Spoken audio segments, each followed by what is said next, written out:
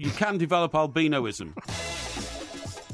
This is Talk Sport, very big Premier League weekend coming up, and it's time to say a very, very good morning to Mr. Mike, a Porky, a Parry. Very good morning to you, Mr. Parry. And a very good morning to you, Mike. It is the last show of the week at this particular hour. Yes. However, this heralds the start of our new career here at Talk Sport. It does indeed. Why is that? Because we're on the Saturday warm-up for 11 o'clock. 11 till 1. Starting tomorrow. Yes, and I will be, just to let our millions of listeners know, I'll be concentrating all my efforts on making that show a winner. Will you? From the moment we leave here tonight. Will you? Yeah. Yeah. Unlike you. When you say that, Yeah. you say it as though you'll be the only person making it a success. No. People, I don't know why you would say it like that. No. People know about my determination to make these things work. Well, people know that I have many other responsibilities in life. Well, and sadly, I can't spend every single minute of my day thinking about Talk Sport. Well, much as I'd like to. I have many other responsibilities in life, but I still manage to find time. But you don't have to take them to school, do you?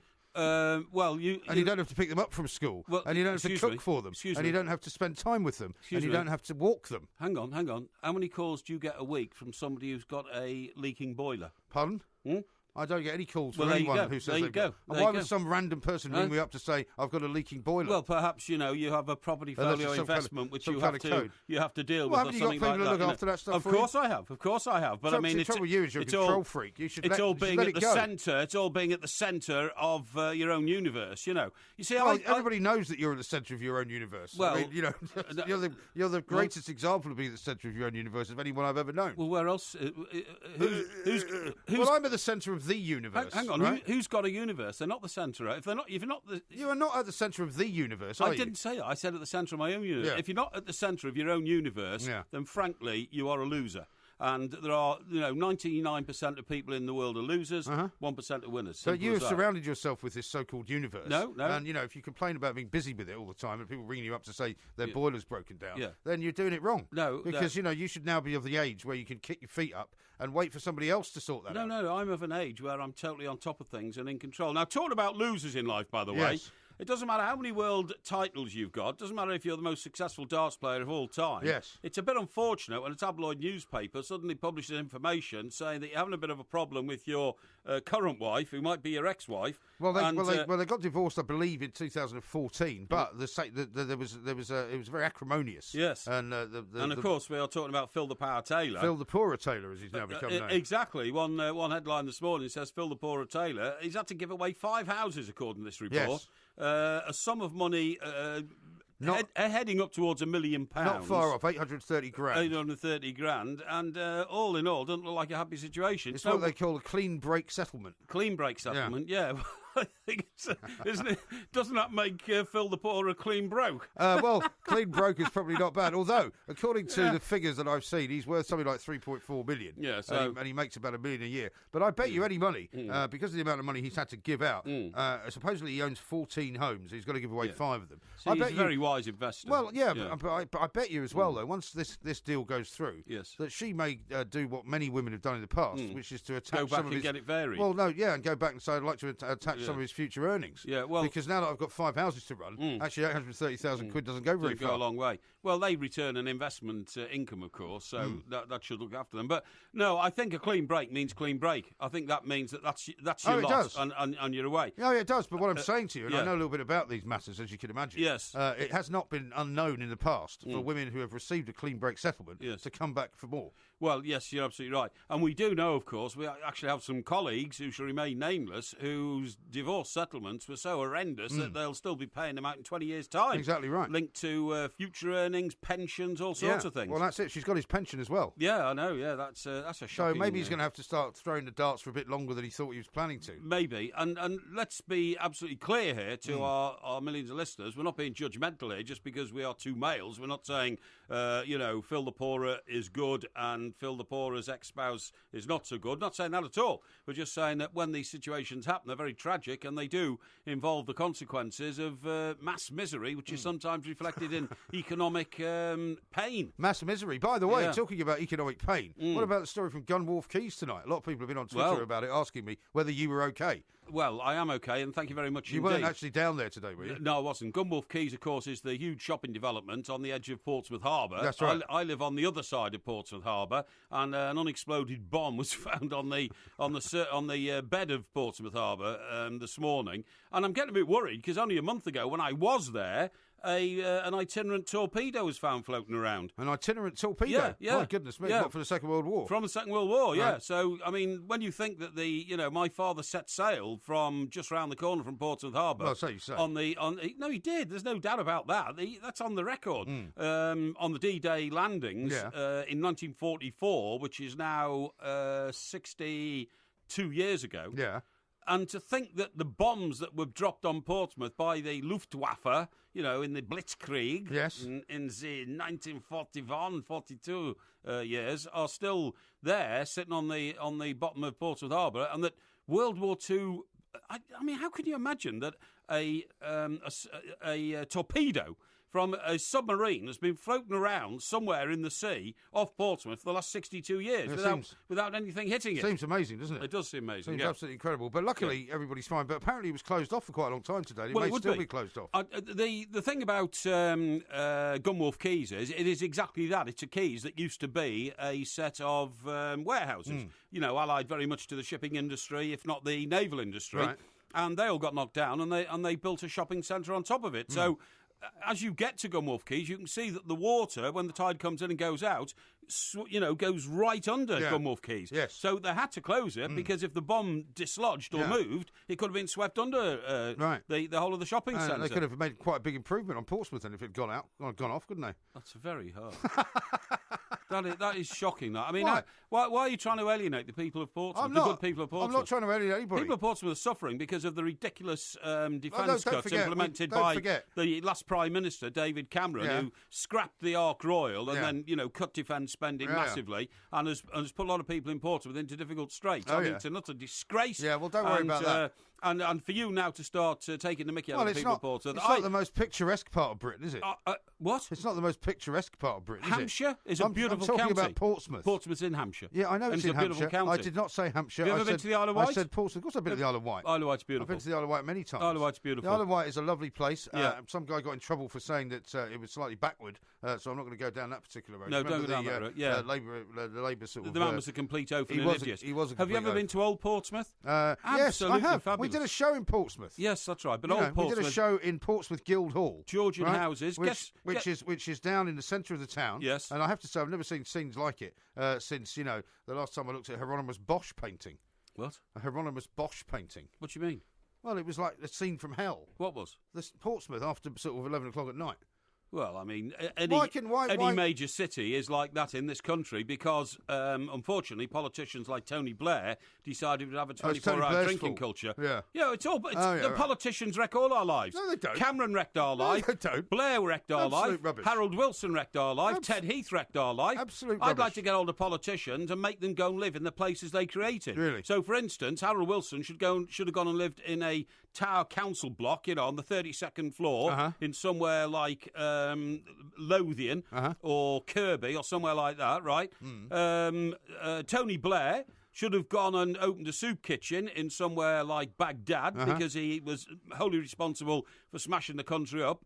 David Cameron should have done the same in Tripoli. But you're just now Tripoli doing was a this great because- country No, before you're just- we started messing around with it. Well, Tripoli was not even a country; it was a city. A great wasn't it? city, I meant. In Yeah, the middle great. of, in the middle of Libya. It's a great city. I knew Tripoli very well. I like the people of Tripoli. I have them in my heart. Yeah. Yes. A couple of people are pointing out. One of them, Richard, says, "Tell Porky he's only been on 5 minutes. It's 72 years, not 62." 72. Thank you very much indeed. Yeah. That's great. Bill also says the same. It's not, it's 72. not 62. Okay. You All right. arithmetic plank. Do you know what? I really get fed up with people I describe as the smart ass. Well, you know what I mean? Well, the thing is, Because- details on things are important. If you get Yeah. facts wrong Yeah. constantly, Yeah. you let people down. You can imagine all these millions of people saying, Porky just got that wrong. It's someone saying, get on my phone and tell him he's a numpty. Yeah. Okay, I'm a numpty. Thank you very much Oh, indeed. well done. Can we clip that, please? Alan says this. Luckily, Porky doesn't have to worry about divorce and losing any of his houses. He's thought it through. Yeah, that's right. Which I is have. probably one of the many reasons why you haven't done it. Now listen in a minute because obviously we've got to go with the structure of the show. But in a minute, I'm going to tell you about a What do you mean? horrifying. The time's running out. Yeah, Would you like to say it? No. Go on, say no, it. no, I'm People not would saying like it. to hear you say it. No, I'm not saying. Go on, say it. No, because I get over these things. You don't. You're obsessed by it.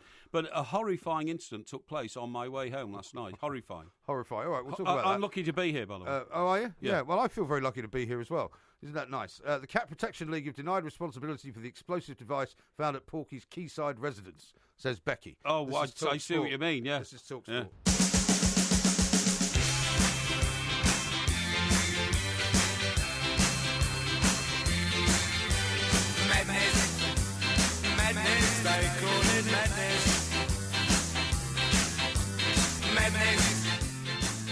Talk Sport. We are the two mics. We've got loads of football to talk about. Tommy Smith's going to join us a little bit later on from ESPN. Yep. He'll talk us through Man United's performance last night in the Europa League, of course. Massive game this weekend between Spurs and Manchester City, which is sort of the one that everybody's going to be watching, I suppose. Certainly. But I guess we'll get to it later. I don't want to start waxing lyrical yet about Everton. But we're also going to talk about the Ryder Cup, because that gets underway in a few hours' time. Do you know what? In Hazeltine. That is very interesting. I follow Michael Owen on social media, Do you? know, and does he follow you? I don't know, to be honest. I'm not sure. How do you find that out? Well, it says follows you next. Next to his he name. probably does. Right. But he's a boy from my own part of the world, because he comes from Harden, which is just outside Chester. And his dad played for Everton, Terry Owen. But anyway, he said today, I will be watching some of the Ryder Cup golf, but am I the only one who thinks that the Ryder Cup is the most overhyped sporting event in the world? Really? And I've got a little bit of sympathy with that. Why? Well, I mean, look, I know it's a major sporting event, and it involves all the world's greatest golfers, basically. I mean, I know there's a few left out, but it's basically all the American golfers, all the European golfers. Of course, there are some from the Far East and Australia who are great golfers, obviously, but 80% of the world's great golfers are playing. But I don't like team golf. It just doesn't do a lot for me. But, you're not a big golf fan anyway, are you?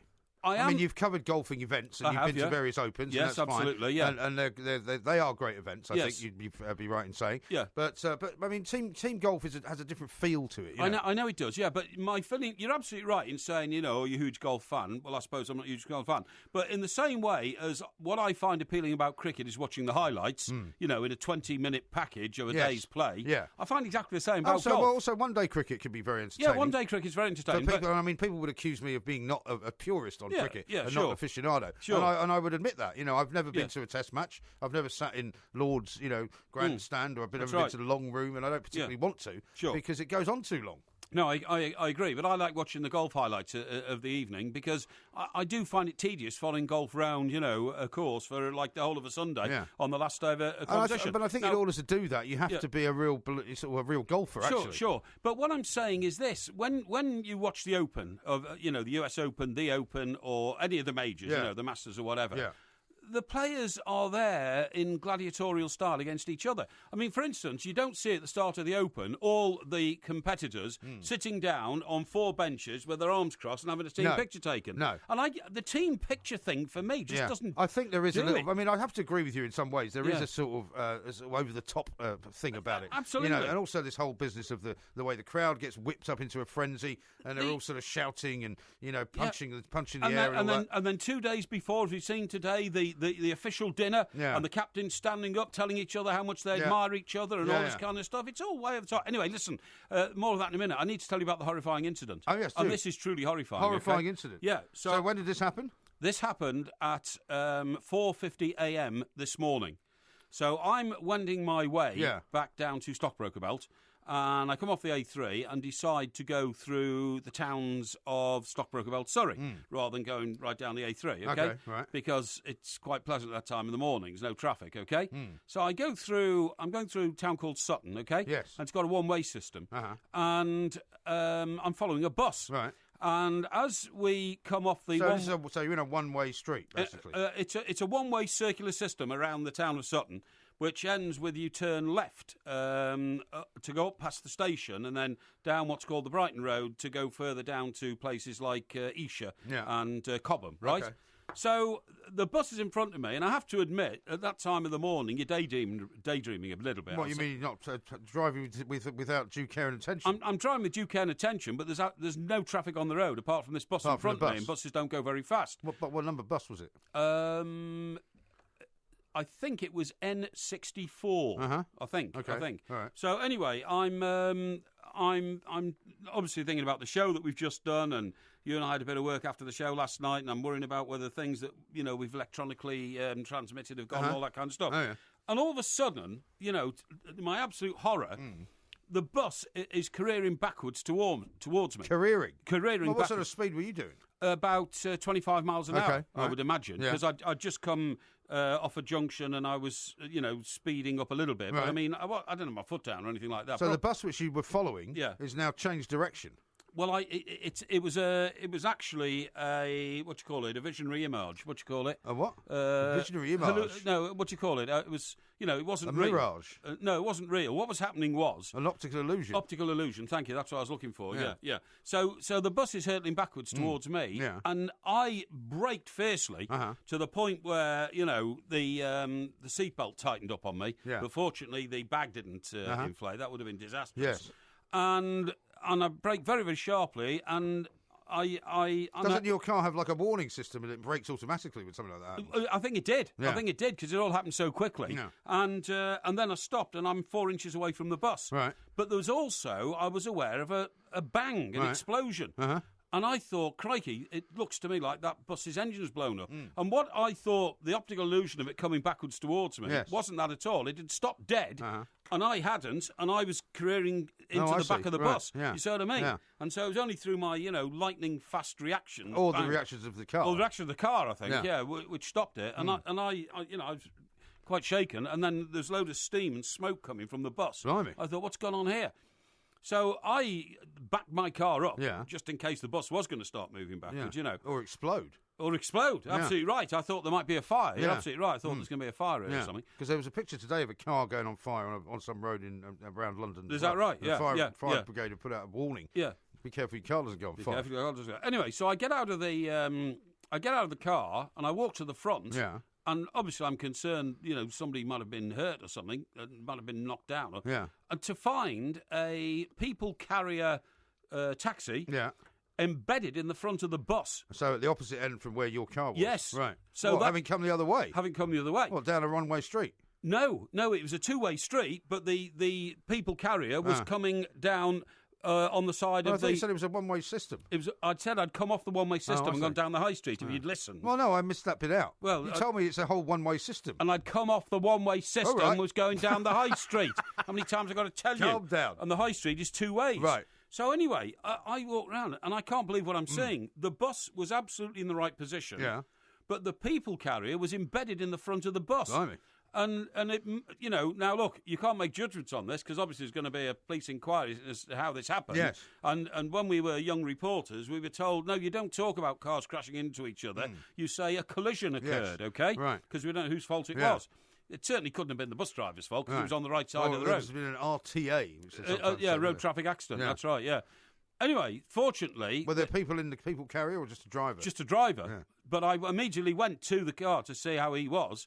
And this is very unlike you. It is a bit like me. Well, you've gone mad. I mean, normally, this is the same guy who, when the old bloke asked you if you'd help him with his flat tyre, you said you didn't have time. Well, I didn't have time on that day, but I had a bit of time yesterday because obviously I was going home. Was the road blocked? You couldn't get round them, presumably? Yes, you could. Yeah, because eventually I was able to move around, and I thought I'd better get out of here quick before the police come because they might detain me as a witness, Oh, so you didn't want to help that much, then? Oh, no, definitely not, no. So... Shocking. Yeah, so I looked for the driver, and in fact, he'd already got out and he was hopping around. Right. So I got the impression that, maybe the steering wheel had crunched onto his leg or something like that. I don't know. But I mean, so hopping around in pain? Hopping around, no. He looked shocked to me. He looked shocked. Yeah. The bus driver had already got out. Don't know where he was. But the smoke was the fact that the engine of one of the two vehicles had been smashed to pieces. Well, he must have hit it with some force. Well, it was amazing because I heard the bang, then I saw the steam, and the bus stopped dead. Yeah. So what I'm saying is, in a normal crash, there might be a bit of give once you've had the collision. Yeah. No, this stopped dead. It was like and was there anyone on the bus? Any passengers? I didn't see any. Right. I didn't see any. And in fact, I don't think there were any lights on the bus. I think it was going to start its first journey of the day rather than carrying people home, But it was quite shocking. And so you skedaddled anyway before the cops arrived? Oh, yeah, of course, yeah. But you see, the huge shocking thing was, when I got home, I then started sort of shaking a bit, because what occurred to me was... that you could have hit the other end of the bus. Well, not only that, if that bus hadn't been there...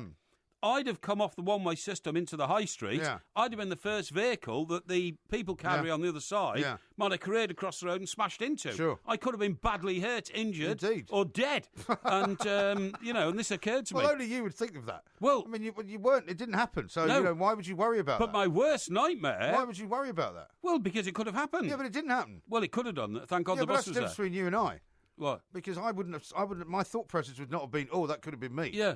Well, it was. Yeah, but because you think it should have been you, or might have been you, or could have been you, because you worry about this stuff. And my worst nightmare, even beyond that, was that my beautiful car could have got smashed up, and I'd have felt very nonplussed about that. Believe me. Yeah, exactly right, and especially if the taxi driver wasn't insured.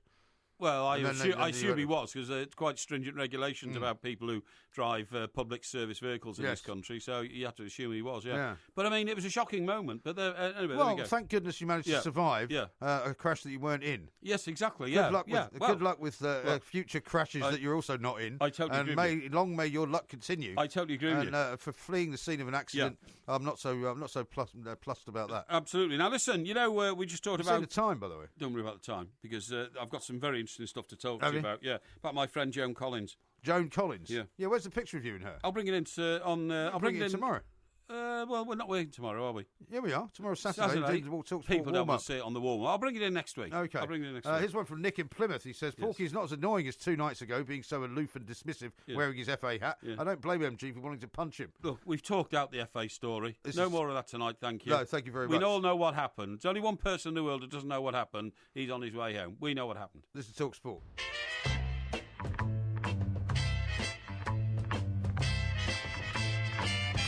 Life's tough, but it's tougher when you're very stupid. Yeah, bearded weirdo. I feel like a bum. I'll be confused there.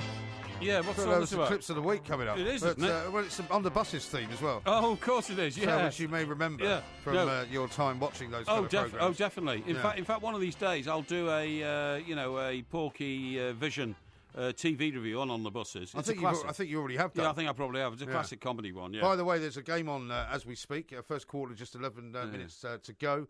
It is, of course, the Miami Dolphins against the Cincinnati Bengals. Oh, is it really? No score at the moment, but I'll keep you updated because I know how you like to be... the Bengals, honestly. Why is it a stupid name? So who's it, the Miami Bengals? Well, how's it any more stupid? No, the Cincinnati Bengals. Cincinnati. Why are they called the Bengals? Well, because they have a tiger as their a motto. Why? Why? Yeah. I don't know why. Have they got a zoo in Cincinnati? No, they've a load of tigers in it? Actually, I think they probably have. I spent some time in Cincinnati. Yeah, that's what I mean. Yeah, they've got quite a good zoo in Cincinnati. But I don't think that's why the football team's called the Bengals. So they cruelly lock up all these animals and then they take the motive of a proud animal. Well, are you not a friend of Chester Zoo? Yes, I am. So you are a friend of a zoo organisation? I'm only a friend of the Chester Zoo Division of Animal Research and Protection. I'm not a friend... So what, the one that makes them actually go through experiments? No. The one that tries to prolong the lives of animals in the wild, not locking animals up. I don't believe in locking animals up at all. Now, there was a lot of things to be read today. One of them, a lot of people were tweeting about this ridiculous idea on the tube. Did you see this one, where you're supposed to wear a badge? I can't believe it. So that you can tell people that you want to talk to them. I put out a tweet when immediately as I saw it and said, don't come to me on the tube and try and start talking to me, because if you do,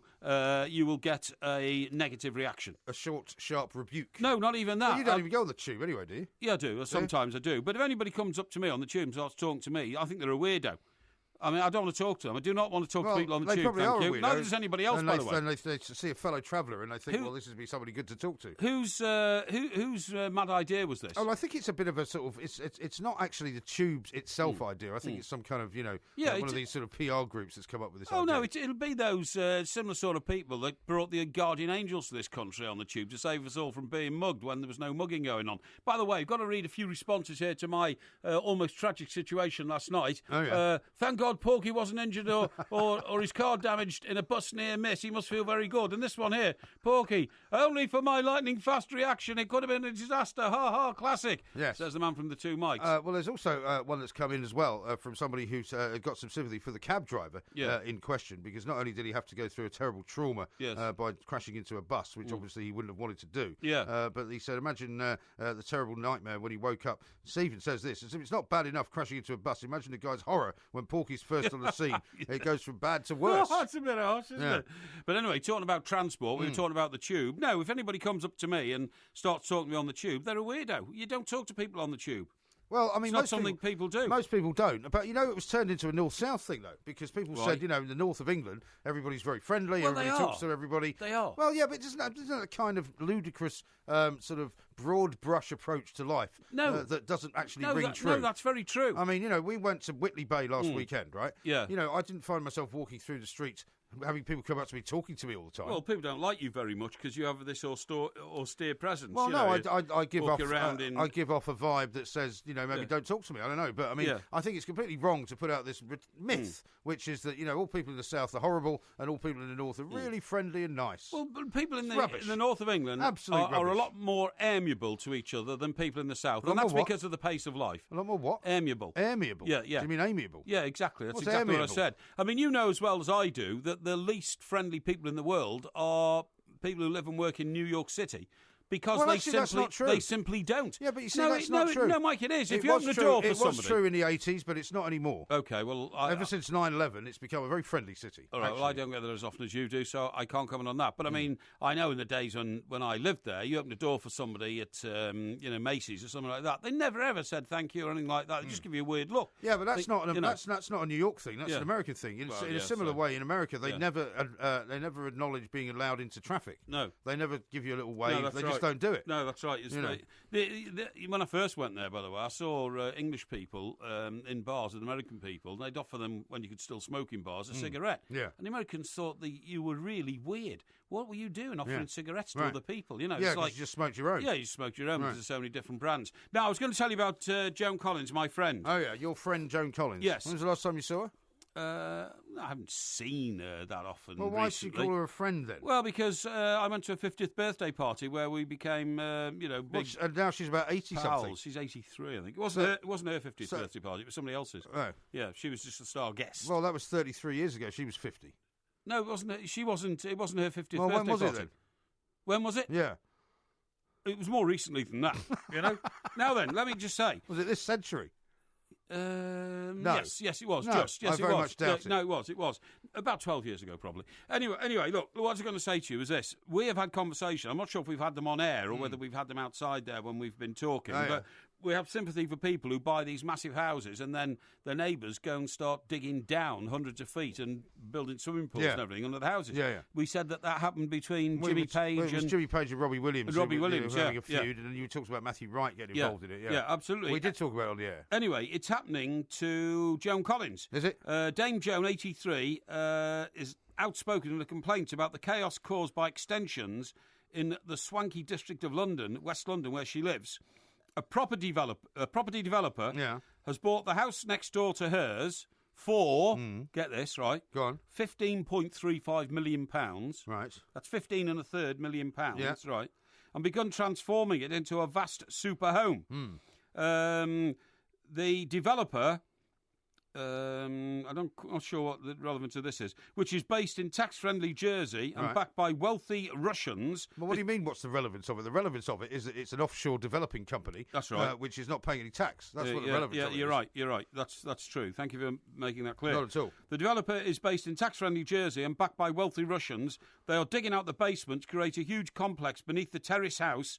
I mean, it's funny, it's a £15 million house, but it's a terrace house. Yeah. Because in that part of London, of course, they all join to each other, aren't they? But they're not like those small terrace houses down the road here. I mean, they're very big terrace houses. Oh, yeah, massively big. Some of them have like 6 floors. I mean, you go to Fulham and places like that, where they're very, very big. Yeah. Anyway, it says... to create a huge complex beneath the terrace house that will include a swimming pool, gym, sauna, steam room, treatment room and 10-seat cinema, OK?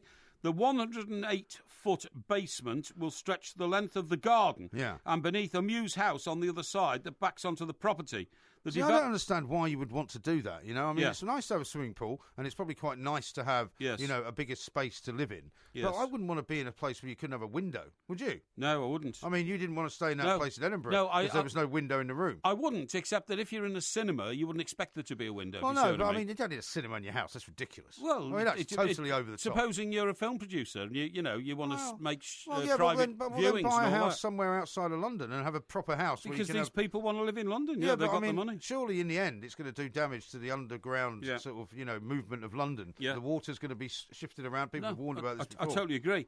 Anyway, it says neighbours have reacted furiously to the plans. This is yet another unnecessary vanity project by a wealthy foreigner, which will risk both the fabric and character of the properties in the street, said a complainant to Westminster City Council's website. Yeah. It has also reduced the residential capacity, which runs against all logic, given current demand for London property. I wish to express my gravest concerns and objections.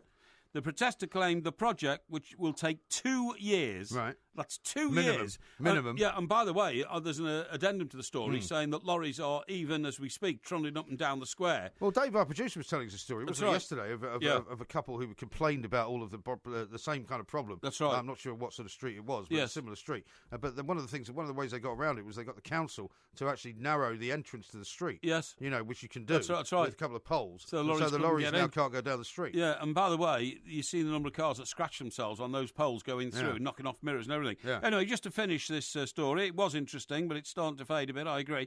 It says, the protester claimed the project, which is about to take 2 years, risks unacceptable instability to our property, interference with groundwater flow, which you've just mentioned, and general disruption to the buildings in the vicinity. Now, earlier this month, Dame Joan, making her protest, said, my street has become like a building site with with all the renovations, and I think excavating basements is very bad for the infrastructure. Yeah. I already have a pothole outside my house. Really? Now, she's written about this before. This huge pothole in the street. Well, I mean, it can't be right to have a row of houses which have been there for a couple of hundred years or maybe more. Yeah. So that suddenly start sort of undermining the foundations. Yeah, I agree.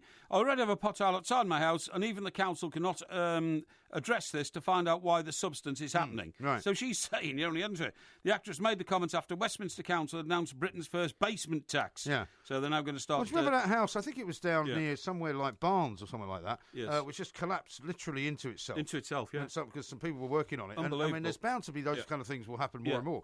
On the subject of development, by the way, did you see that story yesterday? I meant to mention to you on the show yesterday that Apple are going to set up a new London headquarters, and guess where they're going to do it? Battersea Power Station. They're taking 6 floors of Battersea Power Station. And I tell you what, the old Brexiteers, the people who voted to get out of Europe, are using that as a sign of the fact that confidence in Britain's economy is still very high. 500,000 square feet. Yeah, and by the way... Although, of course, if the Labour Party get in, they'll move again, won't they? Because Labour have said that they're going to be putting pressure on companies like Apple to pay proper wages and to pay proper taxes. Not only that, we're all going to pay a lot more taxes. They say they're going to spend $500 billion. Yeah. And when Mr Corbyn was asked, in a cross-question session, where is the money, the $500 billion, going to come from for you to give... He wants to give everybody in this country, by the way, some form of welfare benefit, no matter who they are. Great. And it's going to cost $500 billion. And when he was asked, where's that coming from? He said, well, we'll all have to pay a little bit more tax. Yeah. Well, the problem is that if you're on welfare, you're not working. Well, I found myself when I was watching his speech the other day, yes, when he said, everybody knows the Tories are the party of privilege. And I said to myself, well, why aren't you in it then? Yeah, because, exactly. I mean, this guy was brought up in a mansion in Gloucestershire. Of course he was. And he lives very high on the hog. Yeah. Thank you very much, on the public money. That's right. Well, there we are. Arthur Scargill, he's just bought a discounted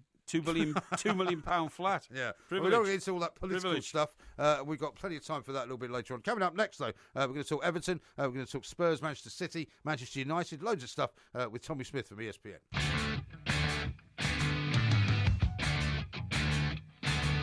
Some people might say my life is in a rut. Quite happy with what I got. People might say that I should strive for more. But I'm so happy I can see that fine things happening here today. A show of strength with your boys brigade. And I'm so happy and you're so kind. You want more money, of course I don't mind. To buy nuclear textbooks for atomic crimes. And the public gets what the public wants. But I want nothing, society's got some going on. Talk Sport, we are the two mics. Coming up a little bit later on, it's the Porky Quiz on Canada, of course, not on the United States of America, but that other bit slightly further north. Let's talk now, though, to Tommy Smith from ESPN. He was over in that part of the world. Tommy, very good morning to you. Yeah, good morning, Mike. How are you? Yeah, very well indeed. Well, thank you. We've not spoken for a while, so very nice to do so once more. It's been what you might describe as a slightly disruptive week in football over here, so we're quite happy to get back to the Premier League tonight. Yeah, well, it's been disruptive, but for a Dundalk fan like I am, and I'm a big Dundalk fan, we had a fantastic victory today over Maccabi Tel Aviv in the Europa League. And, I mean, this is one of the great stories, I think, about soccer this week. I mean, most of those guys will be at work at 9 o'clock in the morning, but here they are sitting in that group, and now they have 4 points. Yeah, they got a better result in a way than Southampton did, didn't they?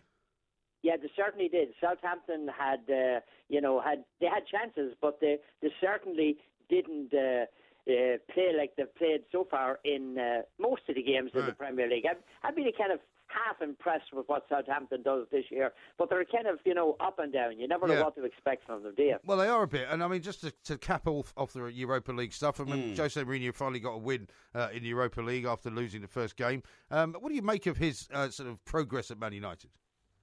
Well, United today, you couldn't be impressed with them. I mean, United fans are telling me, oh, yeah, this is great. We've dropped Rooney and, things are changed. I mean, they were humming along against Leicester over the weekend. But I'll tell you one thing, they did nothing today until Rooney came in, and he is one of those, as they say in baseball, a high hopper.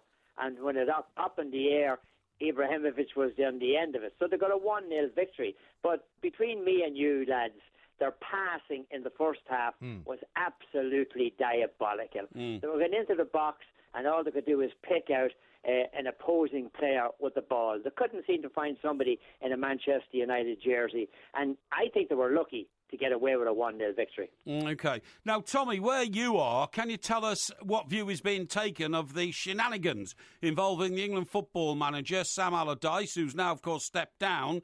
It's said here that it's an embarrassment in world football terms. Is it? Well, they're calling him a silly Billy here. I mean, silly Billy? Yeah. I mean, just to make that mistake. I mean, nobody is saying, OK, it wasn't quite illegal what he did. But, you become the manager of England. You know that there's going to be a lot of scrutiny on everything you do. You're now the English manager. Why in the name of the Lord would you get involved in something like this over £400,000? Yeah, Tommy, I just have to make it clear. And greed. Just have to make it clear about that Panorama programme that he wasn't found to have committed any sort of offence. But no, you're absolutely right. That when you're the England manager, you've got to be whiter than white, haven't you? Oh, you have to be. And you know that everybody is looking at you, just looking for an opportunity to bring you down or looking for an opportunity to embarrass you. And, the print industry nowadays, lads, we know it's all in trouble. We know it's in trouble. There's a lot of problems with papers. So, I mean, papers are looking for anything. And if they get the least little squeaky thing at all, they're onto it like a shot. Well, this is a very good story, of course, which they developed in their own way. Absolutely. Let's talk about Everton because they kick off tonight against Crystal Palace. Tonight, our time, of course. A bit of a setback for them last weekend. Porky wasn't happy because he was expecting 3 points out of the trip to Bournemouth. Yeah. Yeah, I mean, Everton got off to a great start. I mean, I don't know what happened to them last week. It just seemed like they fell apart. And when you consider the way Everton were last year and the way they finished the season, and you look at them now, all of a sudden they come out of the traps like a greyhound in a 3:25 sprint, but then they had a little bit of a tumble last week. But I think they're going to get back they'll be back to business on Friday night. This new concept we have, Friday night football, guys. Friday night football. It's great, isn't it? You like it? Yeah, I like it as well. Now, Balassi, who we acquired from Crystal Palace, is now playing against his old club, of course. Do you think he is the player that we believe he could be, or is he going to be a dud? Well, I think he might be somewhere in between. I'm not sure that he's going to be the player that everybody believes him to be, but I'm not sure that he's going to be as bad as a lot of people would like him to be. There's a lot of people feeling that, that he will be a really bad player, but I think he'll be pretty decent. I mean, I don't think that he's ever going to be a star. Really? Well, I think he could, you see, because I think he and Lukaku play together very well indeed. And the other thing is that people don't quite realise just what a gifted footballer Ronald Koeman was and how he can bring the best out in players like Balassi, who may not have functioned properly at his previous club. What happened to Koeman last weekend? Well, Koeman can't win every game. No manager can win every game. So, you're going to have the odd blip. You know something, I agree with you that Koeman was a great footballer, but, I'm starting to look at this situation, and maybe I'm totally wrong, but I think we're giving far too much credit to managers and not enough credit to football players. Really? It seems now like managers win games, managers win games and football players lose games, which is becoming bad for the game. I mean, Lukaku, okay, he didn't have a good time before, but now he looks under Koeman, he looks like he's happy, and he's playing well, and he's scoring goals. So, you give Koeman credit for taking out the best in Lukaku, but is he winning the games for Everton? Well, you can't blame, I suppose, people for looking at life that way, Tommy, because when players lose games continually, it's not the players that get the sack, it's the manager that gets the sack. So, presumably, he does get the blame in the end. Yeah, well, I always say managers shouldn't buy. They should always rent. because your tenure is very, very short, and it's only as good as the players that you have playing under you. That's right. Exactly. Absolutely. Now, speaking of that, West Ham are in a bit of trouble. They're at home again against Middlesbrough at 3 o'clock on Saturday. You'd have to say, if Slaven Bilic loses another game, that'll be 5 in a row in the Premier League. I mean, I know the West Ham owners don't have a great history of firing managers, particularly in the mid-season, but he's going to be on shaky ground, isn't he? Yeah, he's going to be on very shaky ground, and this is an example of what I'm talking about. I mean, did Slaven Bilic go from being a bad manager this year from being a good manager last year to being a bad manager this year? Yeah. Or what is going on with the club? I mean, this is a club that if they keep going on the way they are, they could basically be looking at being in the relegation zone very, very soon. Yeah, newest stadium in the Championship. And then finally, let's just talk about Spurs Manchester City, which is sort of the big game of the weekend on Sunday. It's a 2:15 kickoff. After what happened to Manchester City at Celtic during the week, is it possible that somebody's found a way to stop them winning games at least? Yeah, well, people will get a lot from that game with Celtic. I mean, they will see a lot of the things that happened. And Guardiola, sometimes he tries to put, round pegs in square holes. This could be an opportunity for Spurs now. I know Harry Kane is missing for a couple of weeks. That's going to hurt them. It didn't hurt them so far. I'm not sure that Janssen is going to be the man that's going to lead them. I'm not sure that he's going to be this 20-goal-a-year player that a lot of people tell me that he's going to be. But I think the Spurs are one of the teams that definitely flying under the radar this year. And we've done our picks for the week on that game, and I've gone for a draw on this one. I just couldn't separate either of them, and I think it'll end up in a draw. Well, I think Spurs might just nick it. Tommy, just finally, mate, what do you make of Brendan Rodgers telling us all that if Celtic ever got into the English Premier League, they'd be a top 6 team? Well, Brendan's entitled to his opinion. I mean, if you want to think about what Brendan Rodgers did, and a lot of people don't want to think about it, Liverpool almost won the championship under him. Only for a slip by Steven Gerrard, we might have been talking about the fantastic job that Brendan Rodgers had done with Liverpool. Instead, people laughed at him, and he ends up at Celtic. I don't know. Would they be good enough? They certainly were good enough yesterday. Well, it's one of those chicken and egg situations, isn't it? I mean, if they were in the Premier League and they had the kind of money the Premier League has, because of the support they've got and the infrastructure they've got, base, and the fan base. And the stadium and all of that, I don't see any reason why, after maybe a season, if they got the right players, couple of seasons, maybe a couple of seasons, they could get up into the top 6. But just looking at it now, Tommy, I mean, we've already got at least 6 contenders for the top 4, which we didn't really have a couple of years ago. No, it certainly this year has surprised me, and one of the teams that I didn't think would be fighting for the top 4 this year is Liverpool, and I think they will give it a good shot. City look like the team that you have to beat. But the one great thing about Celtic is their fan base and their support. The stadium yesterday, the atmosphere. If you couldn't play in front of a crowd like that, you will never play in front of anybody. It's true. It was absolutely electrifying. I totally agree with you. It really was. Yeah. Well, Tommy, this is going to be a great weekend. Thanks very much indeed for joining us. Lots more to talk about football-wise. And, of course, we'll try not to talk too much more about Everton. That's right. I've got a couple of tweets here. Now, Becky, who's a big listener and a correspondent, big Chelsea fan as well. Big Chelsea fan. She says, thank God Porky wasn't injured or his car damaged in a bus near miss. The ignominy of being damaged or hurt by, she uses a word, I'll say, a tatty courtesy car. Yes, indeed. Yes. How about this from Roy? It says, New Yorkers are so friendly, walk in a bar and start chatting to a broad, he says, which is not a word we would encourage you to use. Yes. With our funny accent, and Rogerisation is a given. Well, it used to happen all the time in the 80s, of course, when we were there. Yeah. We don't want to boast about that because we're clean living men. We are. One here from William. He says, Porky is absolutely right. The problem with the tube is there are millions of the great unwashed on the tube service. Yeah. Porky reigns. Yes, thank you, William. Yeah, quite right. And then one finally from Stephen, who says, if Porky could make more money by digging down on any of his slum property empire, he would get his cowboy builders in for sure. God, the envy and the malice that is generated by the fact that, over the years I've invested a few pounds in a property portfolio. You're not getting any interest in the banks these days, Anybody who sticks his money in the bank and leaves it there is a mug, Well, especially if you forget which bank it's in. Well, yeah, that's true, yeah. This is Talk Sport.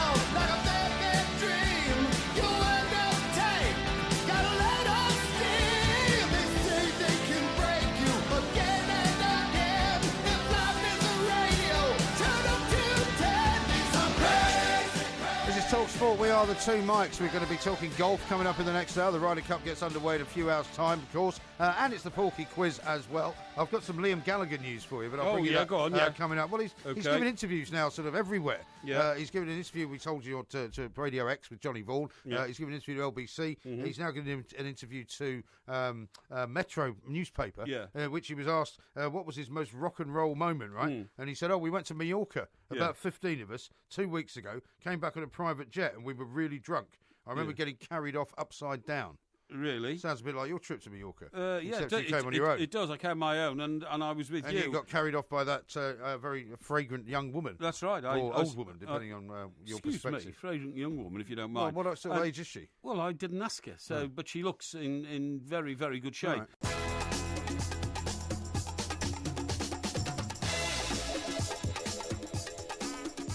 This is Talk Sport. We are the two mics. There will be a podcast coming out, and as we have mentioned, we'll be back on Saturday. And every Saturday from now on, from 11 o'clock on the warm-up, just ahead of all the football, which will be very exciting Absolutely. Yeah. Now, a couple more mentions of Liam Gallagher's before we go. Yeah. Have you ever had a paranormal experience? He was asked by Metro. Oh, yes. And he says this: I've had lots of out-of-body experiences. The last one was in Cornwall. I was in this four-poster bed. The next minute, I'm above myself, looking down on myself. I think I've seen things, but maybe that's because I've been drunk or on drugs. Yeah, well, I think that's the answer. I haven't seen any geezers on horses or any kids riding tricycles. Yeah. I mean, I was going to say that you have to be very careful in suggesting what leads Liam Gallagher to have strange experiences, but as he admits himself, he drinks to excess and he takes drugs, then that is the answer, as far as I'm concerned. I dare say. Yeah, there's some shocking responses to the near fatal accident in which I got involved in. Well, it was not a near fatal accident for you, and it was certainly... Excuse me, I hear laughing reverberating around this studio. Well, because, I mean, only you could put yourself at the centre of an accident that you weren't involved in. No, but you weren't in it. But I nearly was. I averted it, through speed of thought, to be honest. And well, you said yourself it might actually be down to the car, which actually reacted quicker than you did. I'm not sure I'm getting a lot of sympathy from people who don't realise how close it was to being something that the whole world might now be talking about. You know what I mean? Well, we'll read some of the tweets then. Yeah. Well, I will. Now listen, hang on. While we're on the subject of cars, before you move on, do you remember that tale you told us about the police officer who flagged you down on the M25? Absolutely. Because you were driving in a red X lane. Well, because I couldn't drive anywhere else. Well, they've started a new campaign, right? Right. Because they've now noticed that people like you, who flout the law in such a disgraceful manner, pretending that you basically can't get in to the left, but actually are only really keeping going so that you can go further and further and further up the queue. In an empty lane. I mean, everybody knows that, right? Everybody knows that's what you were doing. You will now be facing a fine of up to £1,000. On what grounds? For ignoring the red cross. Because as soon as you see the red cross, you've got to move in. Well, you have. That's what you've got to do. But if the lane on your left, as happened with me, is solid of cars who don't want to let you in because there's nowhere they are, you either stop and cause a traffic jam or you have to keep going. Well, they're going to install. Guess what they're going to do? They're going to install more cameras, right? So they can catch people like you, lawbreakers, who don't do what you're supposed to do when the sign comes up. And by the way, I have thought seriously about reporting the police officer who leaned out of the window of his car and said, "Right, that's he said that's 3 points on your licence and a hefty fine. You'll get details by letter." Yeah. And then sped off. But then you never got anything, did you? No, he was winding me up. Yeah. Well, he was either winding me up or when I next came onto the radio and said that guy was a Keystone cop, trying to frighten me and all that. He better not follow through with his threats. Well, apparently up to one vehicle in 14 drives through red crosses on motorways, which is not that many. But you're one of 14. No, but I would never do that normally in the normal flow of traffic. I was forced into a situation which it was impossible for me to, it was impossible for me to extricate myself. Well, you're just going to have to be more careful because they're going to have these things called smart motorways. This is now the idea, which is where they can basically track everything that you do. I know. So if you drive in a way which is considered dangerous, you might get a ticket and you might get 3 points on your licence. So you better be careful. Bad news. Now we've worked in the radio business for quite a while. We have actually, and so has Noel Edmonds. Yeah, but you won't believe what his latest project is. Well, his last project that you told me about was something about pets, wasn't it? Well, I didn't realise that how serious he is about it. He actually is launching an internet radio show for pets and another called Positively Plants. The pets one is that somebody gets you to get Noel Edmonds to ring them up, right? And he talks down the phone to the pet. I'd pay somebody not to do that. Like a pet whisperer. And the other one is that. Well, how does a pet hold the phone? No, the owner of the pet, you idiot, holds the phone. Of course he does, to the pet's ear. Well, you don't hold the phone to the pet's ear, do you? Yeah. What if the pet doesn't like sit there? What if the pet runs off? Well, presumably you hold the pet or something, or you keep it there. Well, so you force the pet to listen to Noel Edmonds? Yes, you do, yeah. That sounds very calming to me. And the other one is you hold it next to your plants. Why don't you just put him on a speaker? And he becomes a plant whisperer. Well, why don't you put him on a speaker? Well, because if you put it on speaker, the animal might run away. If you hold the animal in one hand and the mobile phone in the other while Noel Edmonds is talking to you... I don't think that's a good idea. It says, but Noel Edmonds, challenged on whether he'd lost the plot, says, no, I haven't. Well, hang on. The last thing you came up with was the magic box that made you feel better if you had cancer. That's right, and it's all your fault for having cancer and not having positive thoughts. Why don't you ring him up and say, when he's not able to talk to these animals, you could do it in the guise of his brother? I've no idea. He said... you no idea? I've no idea what you're talking about. What, Sorry. Did you not admit to pretending to be Noel Edmonds' brother? Well, once, about 40 years ago, yes. Well, you said you did it on quite a few occasions. I don't think I did. Now then, he said, Noel Edmonds says, who wants to be on the rails? People say I've gone off the rails. I don't want to be on the rails. I don't live my life by a plot. We're going to make a lot of people happy. The concept behind the pet radio show is a very large number of people turn the radio on when they go out of the house. They do that in order that their pets have something going on in the house. It's a very common thing, and people will be able to go onto my radio station and leave a message for their pets. Okay? Yeah. So the pets actually listen to the radio. Yeah. Right? Well, I mean, pets are very, very adept at hearing voices. They like to hear voices. They like to see you. And so, I mean, there's quite a lot of services now where you've got this idea where you can either leave a message for the pet when you're away or when you're out of the house. Yes. Or you can hook yourself up to some kind of... television device. Sure. Where he can actually watch you. Sure. Because, I mean, I saw the dog yesterday for the first time in a while. Because I didn't see him last weekend. I was in Whitley Bay. Yeah. He was absolutely delighted to see me. Who? My dog. Yeah, I say, yeah. What do you mean, who? Well, I'm just, it's just a weird situation, that, What is? Leaving your dog for 2 weeks and going on holiday and all that. But anyway, we'll get around to that. I didn't leave my dog for 2 weeks and go on holiday. I went to Whitley Bay to do a show with you, so I didn't get to go and see my children or my dog last weekend. Yeah, but previously to that, you'd left your dog for 2 weeks when you went on holiday. Yeah, because you can't take a dog on holiday. So to abandon it again so quickly, that dog must have mental problems, I think. No, the only person that's got mental problems in that whole scenario, is you. No. Anyway, listen to this, seriously, just to develop this. To get a phone call from Noel Edmonds, pet owners have to fill in a form on his website. He will then ring up and give the animal a pep talk, a personal pep talk, OK? And what sort of things does he say to them then?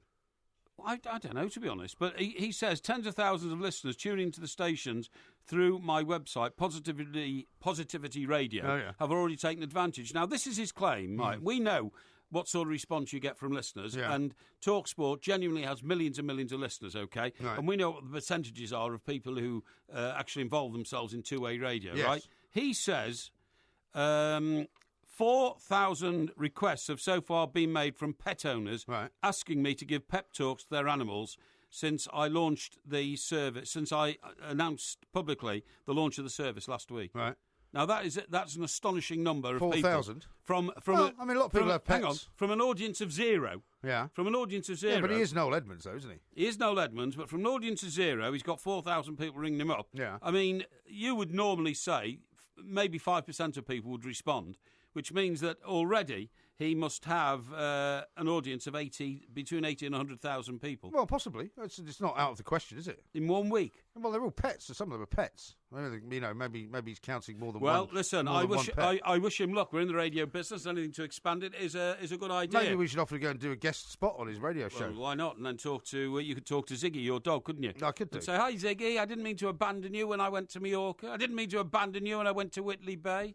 I do really love you, Ziggy. I don't like leaving you all the time. So I stop going on the road with you then and just stay home with the dog? No, I think you should make proper arrangements for somebody... Well, he doesn't get abandoned. Within your family. Within your family to look after what, do you think I put him in a kennel while I went to Whitley Bay? Is that what you think? Well, where'd you put him? He stayed with my kids and their mother. What's wrong with you? All right, if you say so. I have a family unit. There are 4 of us. I think you seem to be changing this. I think you've gone mad this week. No, I think you've actually lost the plot. No. I don't think you allowed yourself to recover from the excesses of Whitley Bay because you've been up and down like a bloody yo-yo.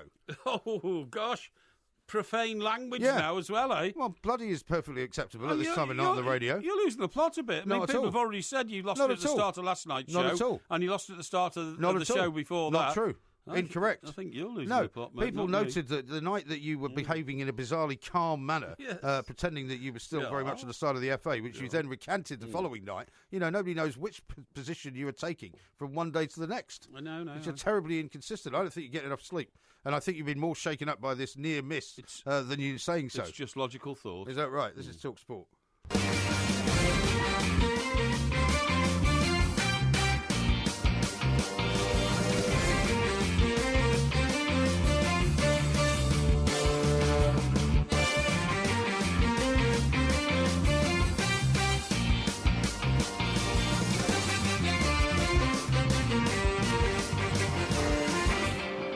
Now, as an aficionado of television and television themes, you know what that one is? That would be an old Edmonds show, would it? Yes, it would. It's not Deal or No Deal. It is Deal or No Deal. Deal or No Deal. Yeah. Okay. Well done. He made a big success of that, by the way. He did. That was very successful. Well, he's made a big success of most of the things that he's done. I agree. Now, listen, got a communication here. It's rather a slur on my character. Is it? If an attractive lady had been in the car that crashed, Porky would not have rushed off. He would have offered first aid in the hope of Rogerisation. That's a bit crude, isn't it? It is a bit crude, but it's probably correct, though. And a different Steve says this. Of course you wouldn't use a lane with a red cross during normal traffic conditions. The fact it's on means there's an issue. Yes. Well, I think that's fairly obvious. Well, absolutely. And it says here as well, to you, this is directed at you, MG, very cruel to make a joke about Porky's dilemma. He had a close brush with death. I'm not laughing. Love from the Towers, Porky. So that comes from, obviously, a big fan of mine. From Liz. Presumably a female. From Liz, I think. From Liz, is it? Isn't it? Yeah. Yeah, is it? Yeah, I didn't say that. I mean, Liz, thank you very much It's indeed. hardly a near-death experience. Well, it could have been. This is the problem. You didn't hit anything. Could have been. How about this from Becky? Going to be a cat whisperer. Phone me, pay £100 and get this advice. Keep off Porky's roof garden or get 250 volts up your jacksie. Yeah, well, actually, funny enough, that's true, and there's a bit of an issue going on about that at the moment, really. But I'll sort it out. Now then, I'll tell you what I want to talk to you about. You have a son who's just entered secondary school, right? Well, actually, his second year now. Second year, yeah, that's good, great, and I hope he's doing very well. He is, yeah. Fine young man. He is. Now, the point is, do you remember ever buying a suit from Moss Bros? Yes, I do, actually. Do you? Funnily enough, the suit I'm wearing now, I bought from Moss Bros. Did you? Yeah. Okay, yeah, all right. It's not a Moss Bros suit. No. But I did buy it in one of their shops. I don't think I've ever bought a Moss Bros suit, but I have over the years used it many times to hire stuff for, like black tie occasions. Well, not usually black. I've always had my own dinner jacket, but usually more formal stuff for weddings and that kind of stuff. You know what I mean? Oh, what, you mean like tails and stuff? Yeah, like that's right. Yeah. Really? Yeah. You didn't wear tails to my wedding. Morning suit. No, well, of course I didn't. I was in America. People are less formal there. Now then. Yeah, but I wore them. Well, yeah, you were the groom. Yeah. You idiot. I was just the guy looking after the arrangements for you, you know? Well, you were the guy outside with a bottle of champagne. Yeah, that's right, yeah.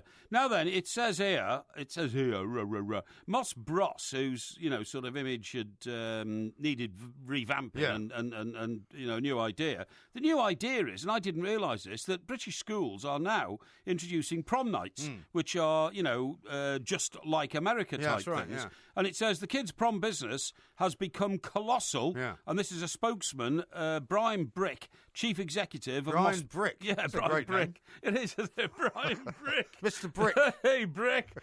What a brick.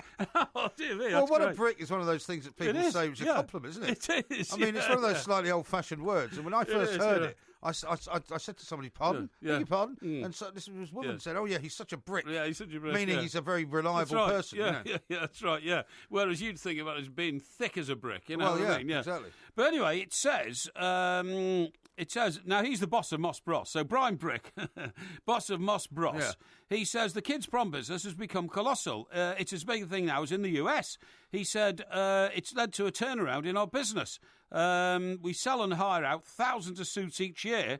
The hiring and selling of suits to teenagers every May and June for prom season has reinvented the whole business. And they wear these hideous, like they do in America now, these hideous sort of dinner suits and formal wear, which are in terrible colours like turquoise. That's right, and sort of, green and stuff like that. But yeah, I mean, because I think the thing about Moss Bros is they realised that the hiring business for sort of grown-ups was actually not going terribly well. Yeah. Because, I mean, I don't get invited to anywhere like as many black tie dudes as I used to. Yes. And I think I don't even know where my dinner suit is. I can't remember the last time I wore it. No. To be honest. No, I can't either. But you're kind of half right there. It says that as a result of this massive surge in hiring out suits to kids, the sales at Moss Bros jumped by 30%.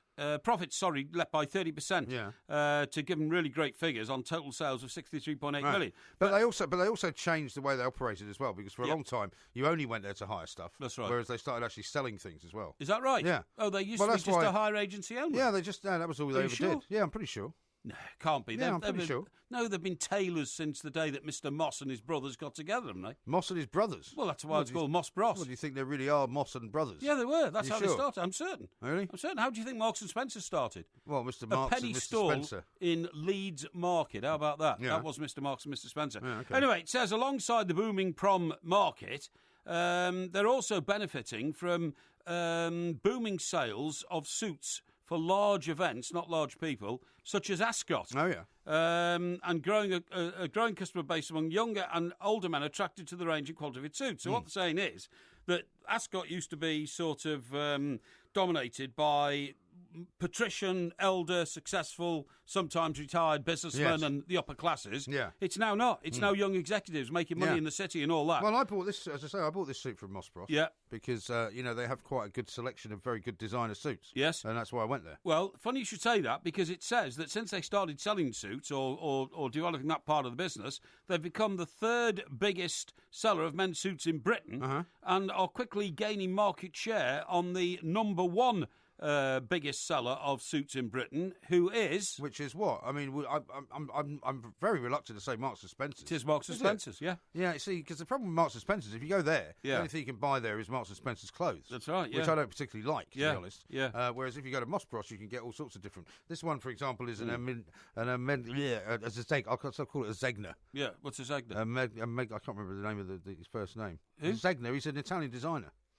Miligoli or something like that, Zegna. What, does he do suits for Marks and Spencer's? No, he does suits, just generally. Oh, he makes where does he ties. sell them? Well, I bought them at Moss. I bought this suit at Moss Bros. That's what I just said. So Zegna does suits for Moss Bros, does he? You just said Marks and Spencer's. Oh, for Marks and Spencer, sorry, yeah. It's an M, isn't it? Moss and Marks, they both begin with an M. Well, the two Mikes. yeah, that's two Marks. So it confuses me a two bit. bosses. Yes. But anyway, look, I thought that was interesting. I didn't know that we had prom nights in... So where are these prom things held? Well, quite often they hold them in, say, a local kind of, a hall that they can hire. Yeah. Or sometimes they have them in the school itself. Right, okay. But they all get dressed up. And they do that thing now where they hire stretch limos and all kinds of things like that. Oh, I've seen all that, yeah, and they have alcohol. Well, I don't think they're allowed alcohol if they're under 18. Yeah, I bet they have loads of it, though. Well, they might sneak some in, but well, of course I don't think... they would. I mean, They're bound to. Well, no, the school is not permitted to sell alcohol to people of underage. Course it's not, but I bet you there's a stash of it in the old cricket pavilion and all that kind of stuff. Well, I mean, if you get out there and get on the grog. if you're a resourceful sixth form... Yeah, exactly. Although, funnily enough, I think the school my son's at doesn't have a sixth form, so they probably won't be doing it there. No, probably won't be doing it there. No, when I was of that age, right, I became an entrepreneur, and what I did was... What, you sold illegal alcohol? No, I didn't. What I organised events. So we decided one summer, at the end of term, to have a dinner. And we're going to have this dinner in a hotel just outside Chester. Oh, yeah. And I can almost remember what it's called, How did you manage to book a hotel? Because I did. But, I mean, what did you do? Just go up there and say, pretend to be somebody else? No. You've got to remember that in the environment of Chester, when you say, I'm the head boy of the King's School Chester... No, is that what you were telling me you were the head boy now? No, I wasn't the head boy, actually. But I rang up and told the people... So you told them you were? Yeah, I told them I was, right. yeah. I said, my name's Michael Parry, I'm the head boy at the King's School Chester, and we're having an end-of-term Couldn't they have dinner. checked that, though, pretty easily? Well, they didn't seem... I was offering them money, wasn't I? Yeah, but wouldn't they wanted some kind of deposit off you or some kind of a check? Oh, yeah. No, I did. I could do all that. You did all that? Yeah, I had loads of money because I used to work at the garage 2 days a week. Shoveling the illegal diesel around. Well, that's right, actually, yeah. And unbelievable life of crime you've led. Well, it wasn't. A crime siren for this. No, I didn't know I was committing a crime. I thought I was just taking in diesel for the boss, Excuse me. The fact that he was giving me bonuses of £200 a month. That didn't seem unusual to you. Not unusual, no. No. So anyway, so I ring up. I'm trying to remember the name of the... I pass that hotel on the A41 sometimes, going into Chester when I'm going on that route. Right. And something Manor, I think it was. Something Manor. But anyway, it was a really nice hotel. So what happens is, I ring him up and I say, look, we want to have this dinner and all that. Oh, you better come and see us. So I go and see them because, of course... I was one of the few people who had a car, and so you turned up in this crappy old car, right? Presumably, Vauxhall Viva. Vauxhall Viva, yeah, Vauxhall Viva, yeah. And did you turn up in a uniform? No, not at all. No, I didn't do that. Or did I? I might have put my school blazer on. Surely if you were the head boy. I think I put my school blazer on. Surely if you were masquerading as the head boy. Yeah, that's right. You should have turned up in a school blazer. I think I did, actually. I think I put the school blazer on. You like that guy in 40 Towers with the bricks in his, Lord Melchett. Lord Melchett with the bricks in his suitcase. But anyway, I went there and I gave him £50 as a deposit. Yeah. I said, we own a room for, how many of us would there be? 50, I think it was. Right. And, 6 formers from boys and girls or just boys? Oh, no, King's School and Queen's School, right. Together, joined. So there was. But anyway, I improved on that, and I said, yeah. And they said, well, are your guests going to arrive at random? And I said, what do you mean? And they said, well, they'll all be completely smashed. They're going to be picked up and dropped. I said, I see what you mean. No, I'll sort that out. So I then went to Lofty's Coach Tours on the Town Hall Square in Chester and hired a coach. And how much did you have to give them? 20 quid. So you were walking around literally sort of loaded down with cash. Well, that's right, that sort of thing, yeah. So then, of course, I went back to school, and I was the hero. Not only had I organised this end-of-term dinner, I'd organised a coach to get us there. But how did you explain this to the head boy?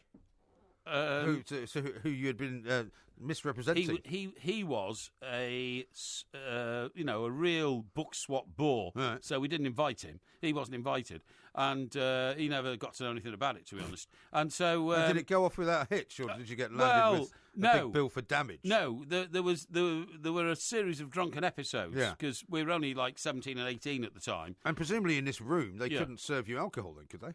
Yes, they could. They didn't know how old we were. No, but didn't they ask, though? No. You see, in this day and age, I think they would. Well, maybe they would, but no. I said, no. I said, yeah, we're all over 18. I had to sign a bit of paper saying we're all over 18. And the dinner went ahead and all that. But the trouble is there was an awful lot of jealousy and envy between the boys and the girls they were escorting, you know what I mean? Right. Because at that sort of age, you've got to remember, you've got your eye on this girl and she goes out with somebody else. Yeah. Or she might have gone out with you and then she's dumped you. So and fights break out. Oh, fights breaking out all over the place. Yeah. And a lot of girls hitting a lot of other girls on the head with stiletto shoes and this sort of stuff. Oh, dear. Yeah. It didn't turn out good. Yeah. Didn't turn out well. So you're glad, you're lucky, in fact, you didn't get landed with a massive sort of bill for damage. Well, there were no real damages. It was just behaviour, really, and women locking themselves into cubicles in the loo, not coming out and having to sort of smash the door down, all that kind of stuff, you know what I mean? Sounds like a terrible, terrible event. Well, but they were high-class people, you see, because they're all from very good school. I see. So they excused us. If it had been a load of yobbos from the local secondary modern, they would have called the police. They told me that later. Yeah. But because we're the King's School and the Queen's School, they didn't. Shocking. Absolutely shocking. Yeah. Crime after crime after crime. This is Talk Sport.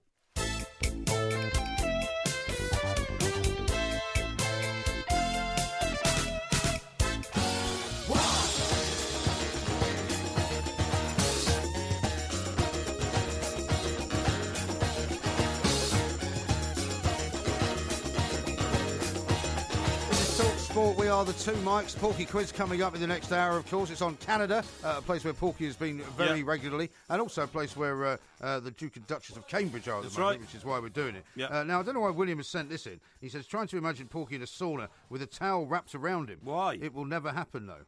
Why? I don't know. We weren't talking about saunas. No. Well, I think I think actually that's been around a few minutes. I think that relates to digging down underground and the swimming pool and the sauna and all that kind of stuff. I had a bad experience in a sauna once. Really? It was in St Andrews. Yeah. Yeah. I was in the golf. I was playing golf, but I was also staying at the Old Course Hotel, which is very nice. Yes. And they've got one of those situations where the saunas are separated for the men and the women. Right. Because in some places you get the sauna kind of attached to the swimming pool. Sure. So you can get. What do you mean? Sure. Yeah, I know what you're talking about. Sure. Yes. You're just saying it, though. No, I'm not. No. You're just saying it. No, I'm You're not listening, are you? I mean, what do you want me to do? Do you want me to say, oh, that's very interesting? Well, I'd quite like to every look at 4 me seconds? occasionally, yeah. Yeah, well, I mean, we have a lot of equipment here, so I have to keep my eye on in case important information comes into the show. Right, go on. Yeah. Anyway, so this particular gentleman's sauna was in the gentleman's sort of changing room area, right? Well, that's what it would be, isn't it? Well, no, I was just explaining to you that normally, quite often, it's outside by the swimming pool, so that everybody can use it. Right, so it's a mixed sauna, right? And normally a mixed sauna, there's a certain code, i.e. you don't go in stark naked. Yes, right? Absolutely. Yeah. And this particular sauna unless you've made an arrangement. Well, unless you've made an arrangement. Well, you've never tried to have rogerisation in a sauna, have you? Well, it's very difficult. Well, anyway, go on, yeah. Have you? Well, tell us the story. No, go on. That's very dangerous, by the way, if you're a man in your condition. Well, you could get singed. Well, it's not so much that you get singed, you can fall down and die of a heart attack. Anyway, exactly, so I opened the door to walk in, right, and I was wearing a pair of swimming trunks. Yes. And because it's, there's sort of 2 or 3 levels. Yes. There's a guy sitting on the middle level. Right. Staring out at me, and as I opened the door, right at my eye level, he was completely naked. Not good. Which was not good at all. No. And I kind of opened the door, and because he was naked, I went, oh, sorry, and I just immediately shut the door. Right. Because I didn't particularly want to get in there with him because he was naked. No. But also, 2, I didn't really want to get any closer to his bolloxios, which were literally about to a his foot away appendages, from my face. Right, okay. So I think there ought to be a sort of etiquette. No, but I mean, was there a follow-up to this? Did the guy follow you out and apologise or anything like that? No, it was one of those things that you do in Britain where I shut the door, and I think I went back for a swim or something. Yeah. And by the time I came back, he wasn't there. Yeah, so I went in. Yeah, but it was a bit unnerving. Individual, yeah. It's a bit unnerving. He might have been a naturist, you know what I mean? Well, I mean, I wouldn't sit in a sauna naked. No, I wouldn't. Unless it was my own personal sauna. It's disgusting. I did have an unfortunate experience in a sauna once, and I'll tell you what it was. We went to a country house hotel for a think tank. Oh, yeah. And one of the people there was our old mate Terry Manners. Oh, yeah. Who is, at that stage of his career, was in a permanent state of bladderation.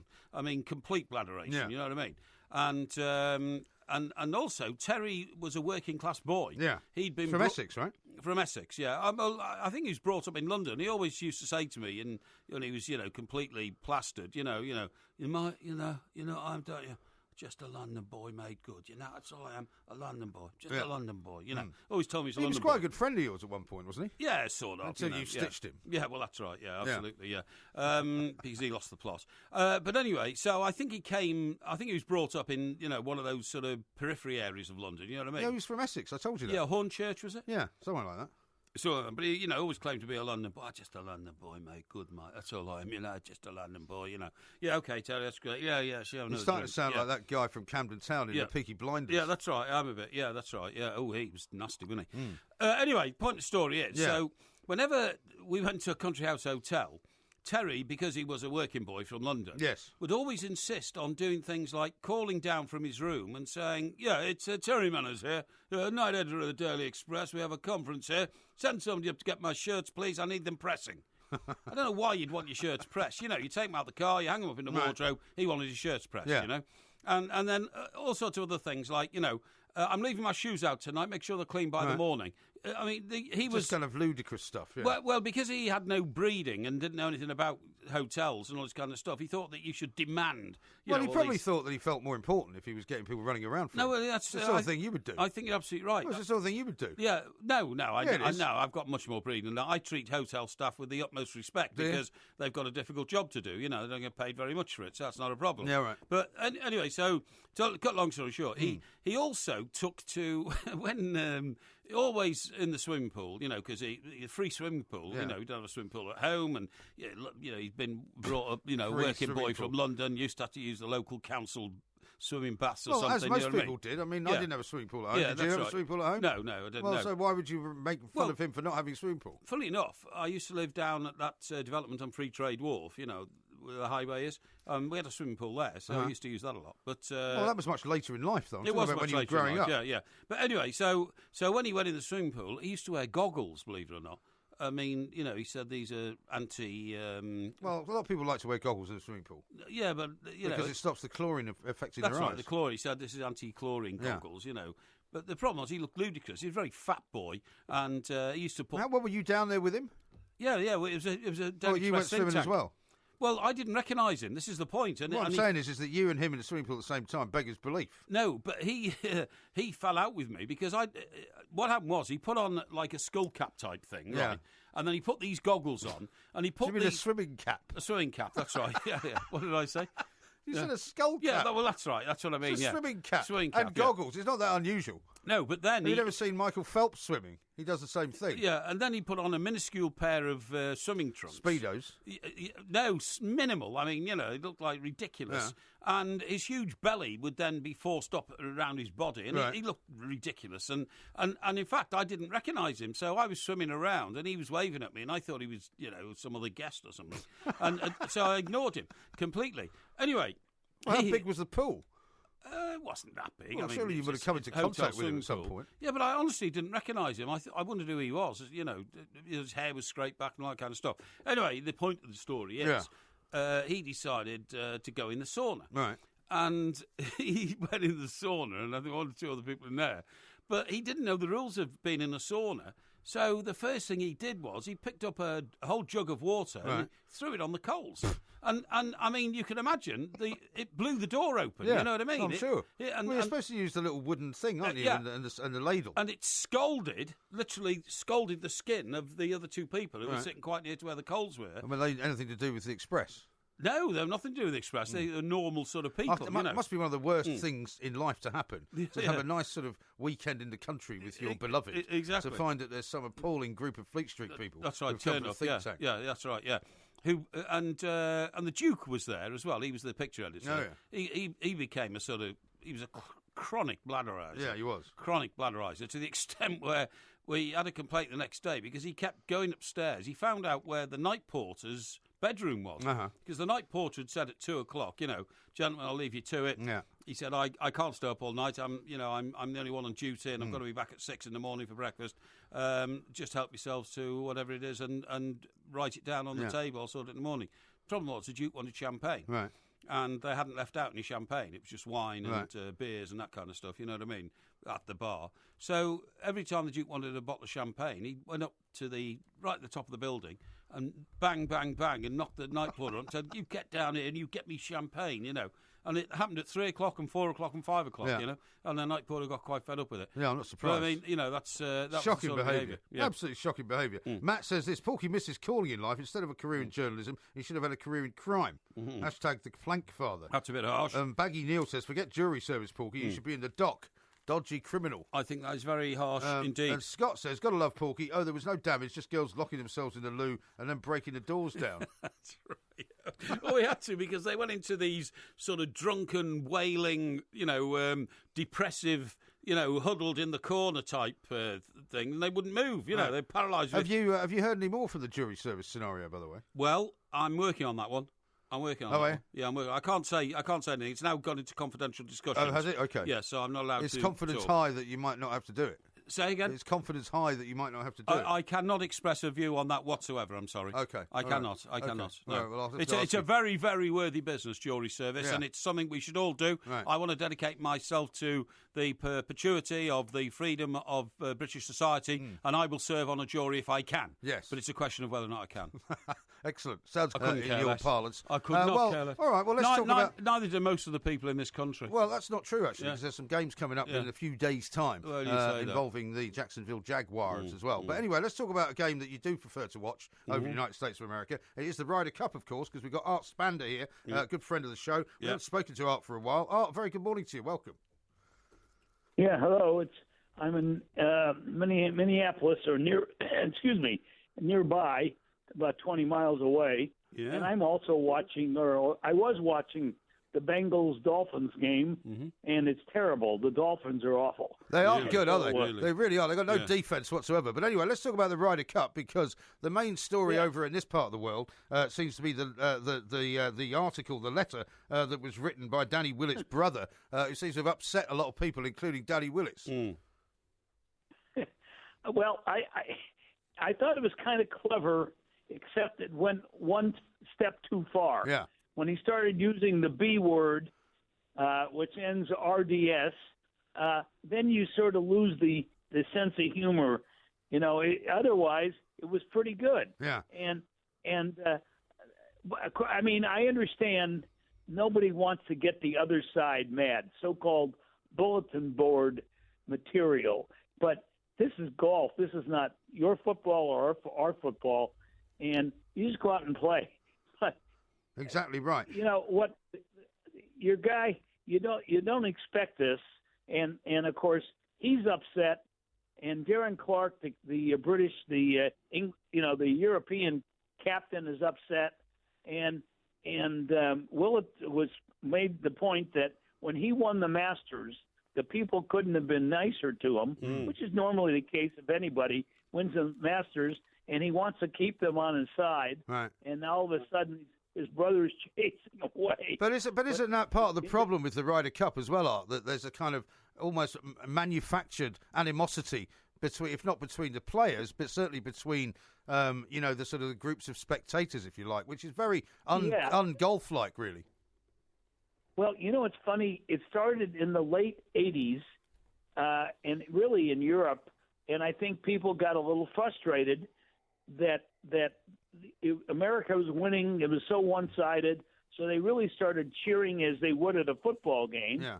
And then at 91, to make up for that, when the U.S. was fighting in Saudi Arabia, wherever it was, in Iraq, and Dave Stockton, the then captain of the U.S. team, thought it'd be clever to have at Kiowa Island the war at the shore. That's right. And I remember that's that. When the Americans, they really got nasty, and they sort of lost all idea of sportsmanship. And ever since then, it's basically been like any other sporting event. In golf, it sort of lost the gentility. I can remember in '97 at Valderrama, and the Spaniards weren't really familiar with the American-British idea of golf is, played and you shake the guy's hand, or the woman's hand, or whatever. They cheered every time Phil Mickelson missed a putt. Yeah. So that, then 2 years later it comes back to America, and we had that awful display at the country club when the American players were so frustrated because we, in the media and the press, were ripping them up, that when the putt was made to in effect, win the tournament, all the players and their wives, that was the problem, ran onto the green at the country club. Yeah. And so it's, basically, another thing is U.S. We left, my favorite story of the Ryder Cup is years ago, I guess it was 95, when the current captain, Davis Love, was playing. And he said he came home there to South Carolina where he lives, and his neighbor says, "What's the Ryder Cup, and how did you lose it?" Yeah. Yeah, exactly right. Absolutely. Listen, all these stories about the Ryder Cup are fantastic and all that, but I think it's the most overhyped sporting occasion in the world. I just think that the ceremony that surrounds it, the big dinner 2 nights before the competition starts, lining up the teams in their blazers, taking the pictures, I don't think team golf works. And I think the whole thing is massively overhyped. I much prefer to see, one of the majors, the Open, the US Open, where it's man against man. But the team thing for me just doesn't work. I find it the least interesting of all the golf tournaments that are played. Well, I don't disagree with you, but they got a commercial success. At Glen Eagles 2 years ago, you couldn't get near the golf course, and here in Minneapolis, where they have every sport, but they don't have a big time pro tournament. They've sold every ticket out, and I see. Last night I was eating dinner with another couple of writers, and there's a sort of a large gentleman, I'll put it that way, older, with a T-shirt on that says "Beat Europe," and I just had to laugh. Yeah. Who well, cares? but the problem, of course, has been, hasn't it, over the years, and it's in a way. You can't beat Europe. In a way, I'm surprised it's still sort of as much of a draw, particularly for US fans, because America has has lost 8 out of the last 10, lost 4 in a row. They seem to always have. They've lost 8 out of it, but see, that's what's made the Ryder Cup. Yeah. When America was winning all, it didn't matter. Now, there was an American writer who wrote what I call schoolboy fiction, but other stuff too. Right. In other words, sports for high schoolers. And John Tunis, he said, losing is the great American sin. And that's what's happened because they can't win. And I don't like to use the we and they, but because the U.S. cannot win. If the U.S. was winning, people would say, who cares? Yeah. But they say, why can't we win? Because we win everything. But I think it lost a lot of credibility, the Ryder Cup, when Tiger Woods, in his pomp, when he was, unquestionably the greatest golfer of all time, made it very, very clear he wasn't very keen on team golf either. That's true. Somebody asked him about that, and I'm trying to remember which Ryder Cup. Yeah. And he said, how many Ryder Cup wins does Nicklaus have? And the press, exactly. And how many majors does he have? Exactly. And boom, 18. Yeah. And and it's true. It's true. So, but. So what's going to be different this time, Art, in terms of whether America can actually win it? Because after the last experience where Tom Watson got a lot of criticism from Phil Mickelson, and everybody got very upset about that because you're not supposed to criticise someone like Tom Watson. I mean, how is it going to be different this time around? Well, the Americans hope that they play better. What I think is funny, and I cover a lot of sports, and I cover golf, and I cover tennis, and I cover all the American sports, baseball and football and everything, is that they're saying, oh, the Europeans are closer together because they grow up playing tournaments in Europe where they travel around together, and Americans are distant and they're separate. But, it gets down to making a 4-foot putt. So all the rest of it is baloney, as far as I'm concerned. The guy stands up there, Sergio Garcia, who cannot win a major, although he came close at Carnoustie, but he can't win a major because he can't putt. At the Ryder Cup, he makes everything.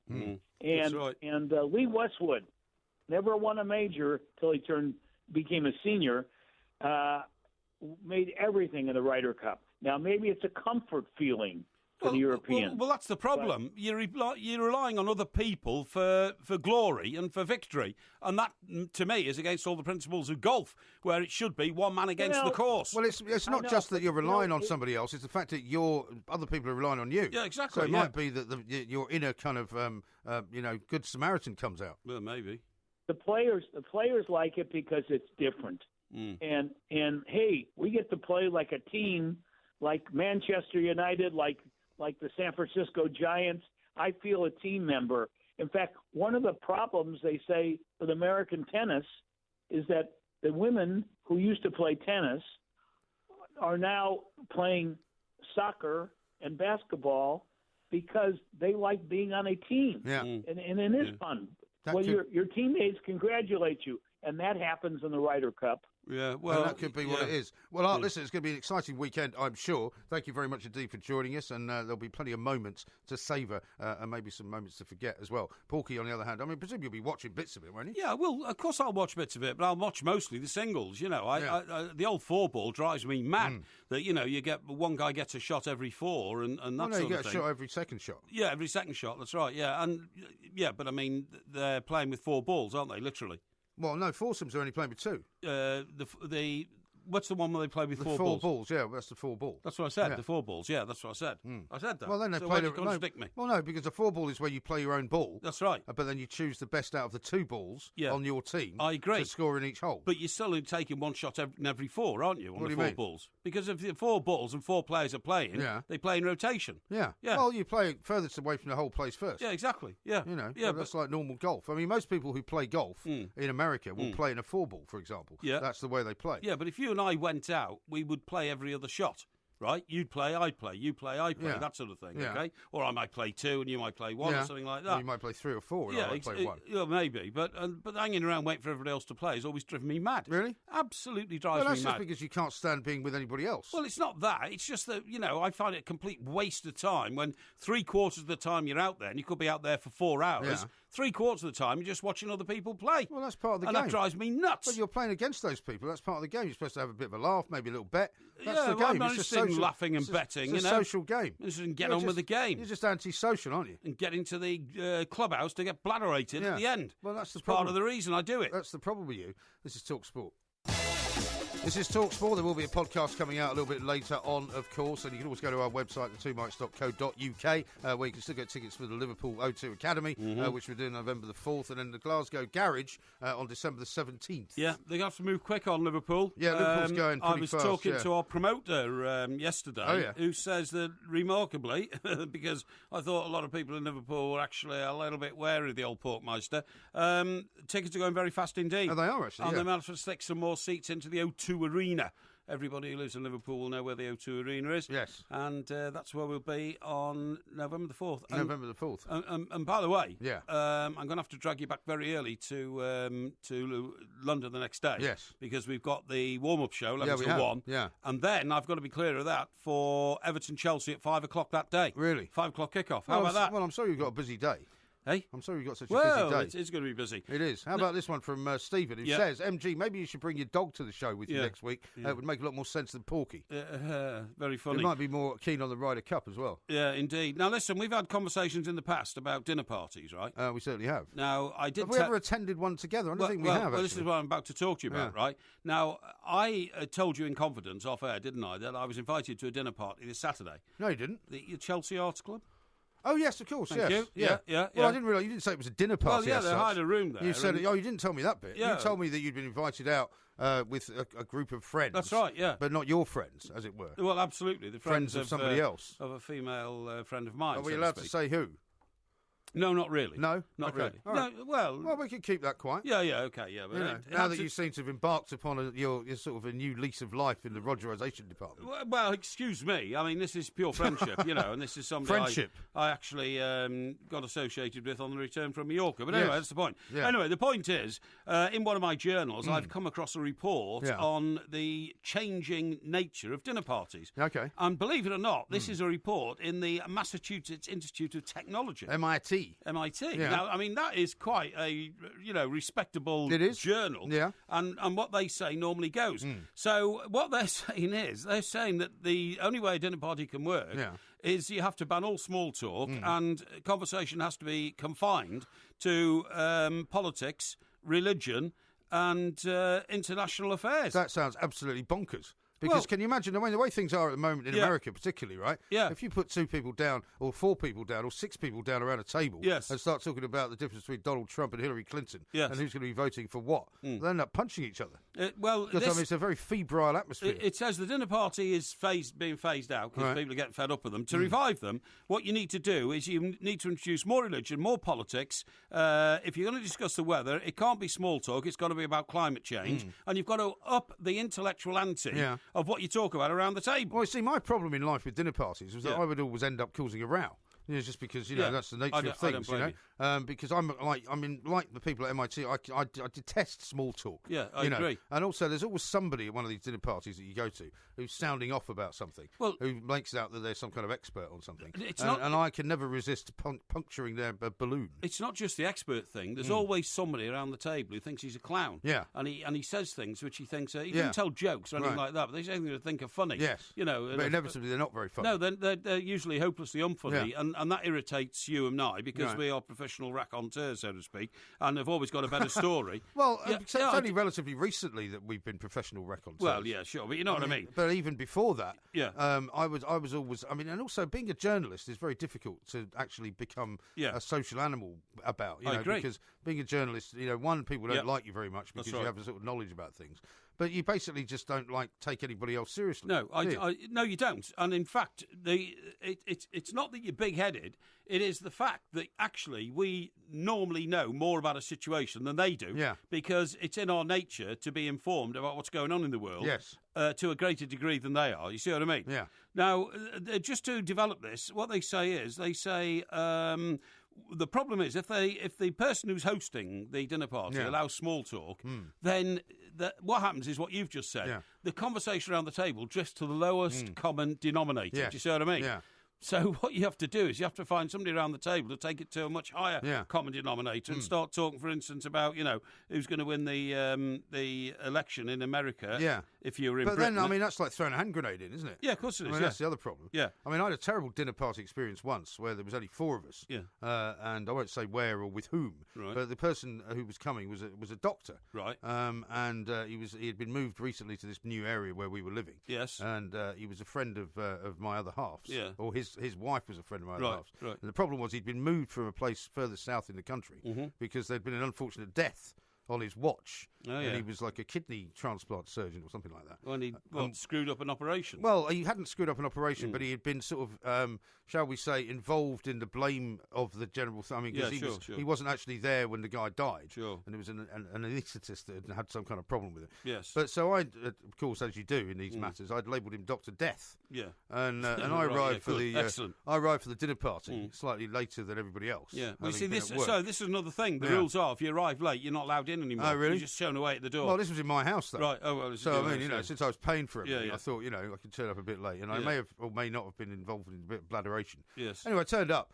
and my first words to Dr. Death was, have you managed to get all your patients through the day alive today? That's right, Which he took immediate offence to. Which I think would be very funny. Yeah, I thought it was hilarious. Exactly, yeah. But his wife didn't think it was very funny. Yeah. And my other half didn't think it was very funny either. And so they all kind of turned on me. And the dinner party only lasted about half an hour, and they left. Yeah, well, you see... Which I consider to be a great result. Yeah, well, it is a great result, because in our case, somebody might say to me, did you manage to get through the day without getting sued by Kate Aiken? Yeah. Fine, that's a bit of a laugh and a joke. But what's happened at these new dinner party affairs is that the person hosting it, so in your case, if it was in your house, you're supposed to write suggestive conversation starters on cards and leave them under the placemat. And some of them, which they suggest, these people who've made the new rules, are the art of the dominatrix in a relationship. The art of a dominatrix? Yeah, in a relationship. Sounds dangerous. The theory of suicide prevention. Yeah, why would you get involved in that? That's ridiculous. Yeah. Right. And anything else which you think will, stimulate people into, they actually say strong debate. So it means they want to row, don't they? Well, exactly. But you're not allowed to small talk. You're not allowed to talk about your children's education. You're not allowed to talk about what car you drive. Right. You're not allowed to talk about your favourite wine around the table. You know, this is a great 1983 or something like that. That is all out. So... look, if those sort of dinner parties happen, I might go to one. Maybe you and I should host a dinner party by invitation only. I agree. I totally agree. I mean, we have talked about doing something similar, haven't we? I totally agree. Sort of two mic supper club. My worst fear... where you could come and actually have an argument if you want. Exactly. My worst fear, and it happened to me once, is to be invited to a dinner party and get in there. And then the arrangement of the room was like this, that it was a room that was only just about wide enough for the table and all the chairs. Yeah. So if you were positioned on the far side of the table... you couldn't get out. There was no way out. Right. Literally, no way out. Yeah. So I got in the room, and luckily I realised the terrible situation I was getting myself into. Right.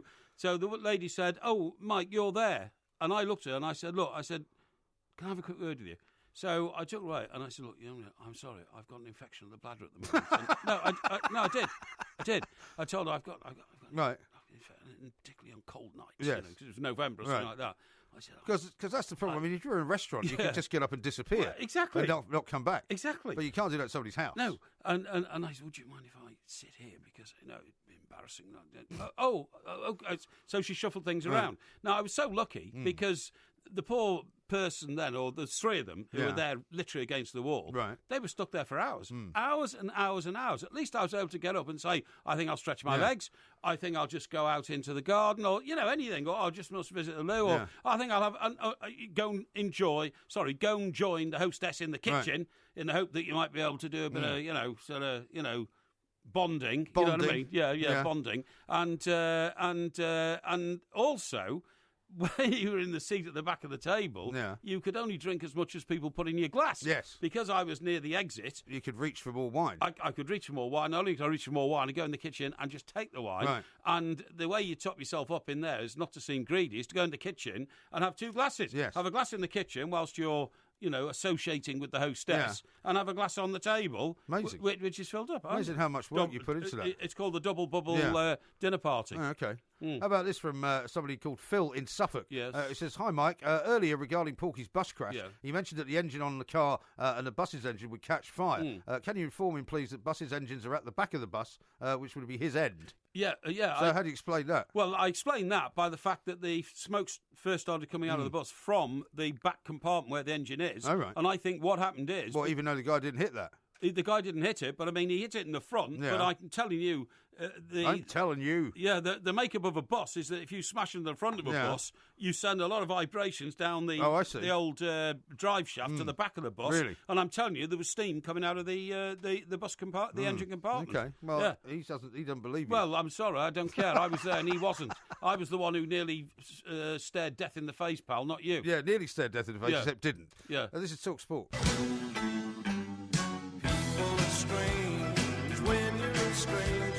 Faces look ugly when you're alone. Women seem wicked when you're unwanted. Streets are uneven when you're down, when you're strange. Marcus has been on from Barbados, not from Barbados, from it is Barbados, yeah. He says, although Barbados has cleaned up well and back to business, Matthew is now a hurricane and heading for Jamaica. Yes. So this is a guy, do you remember the other day? I said go to work. Go to work, That's even in the middle of a tropical storm. Yeah. But all seems to be well. So if you're heading to Barbados, you'll be all right. Yeah, absolutely. It would seem. Talking of dinner parties, do you remember a guy called Dickie Lay?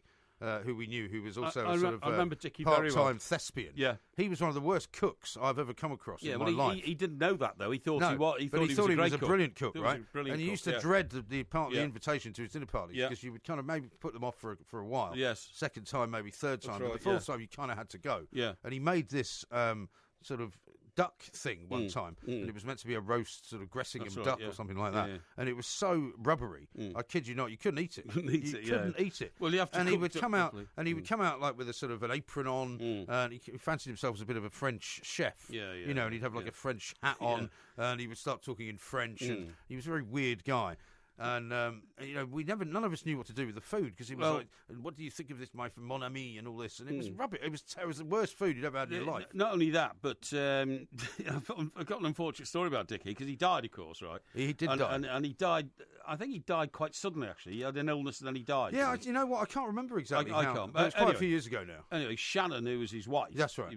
She was an American lady. His name was Shannon. I've never come across another Shannon. But anyway, she rings me up. She says, "Oh, Mike, terrible news about Dickie." I said, "What is it?" "Oh, he's dead." I said, "Oh, well, that's pretty bad news." Yeah.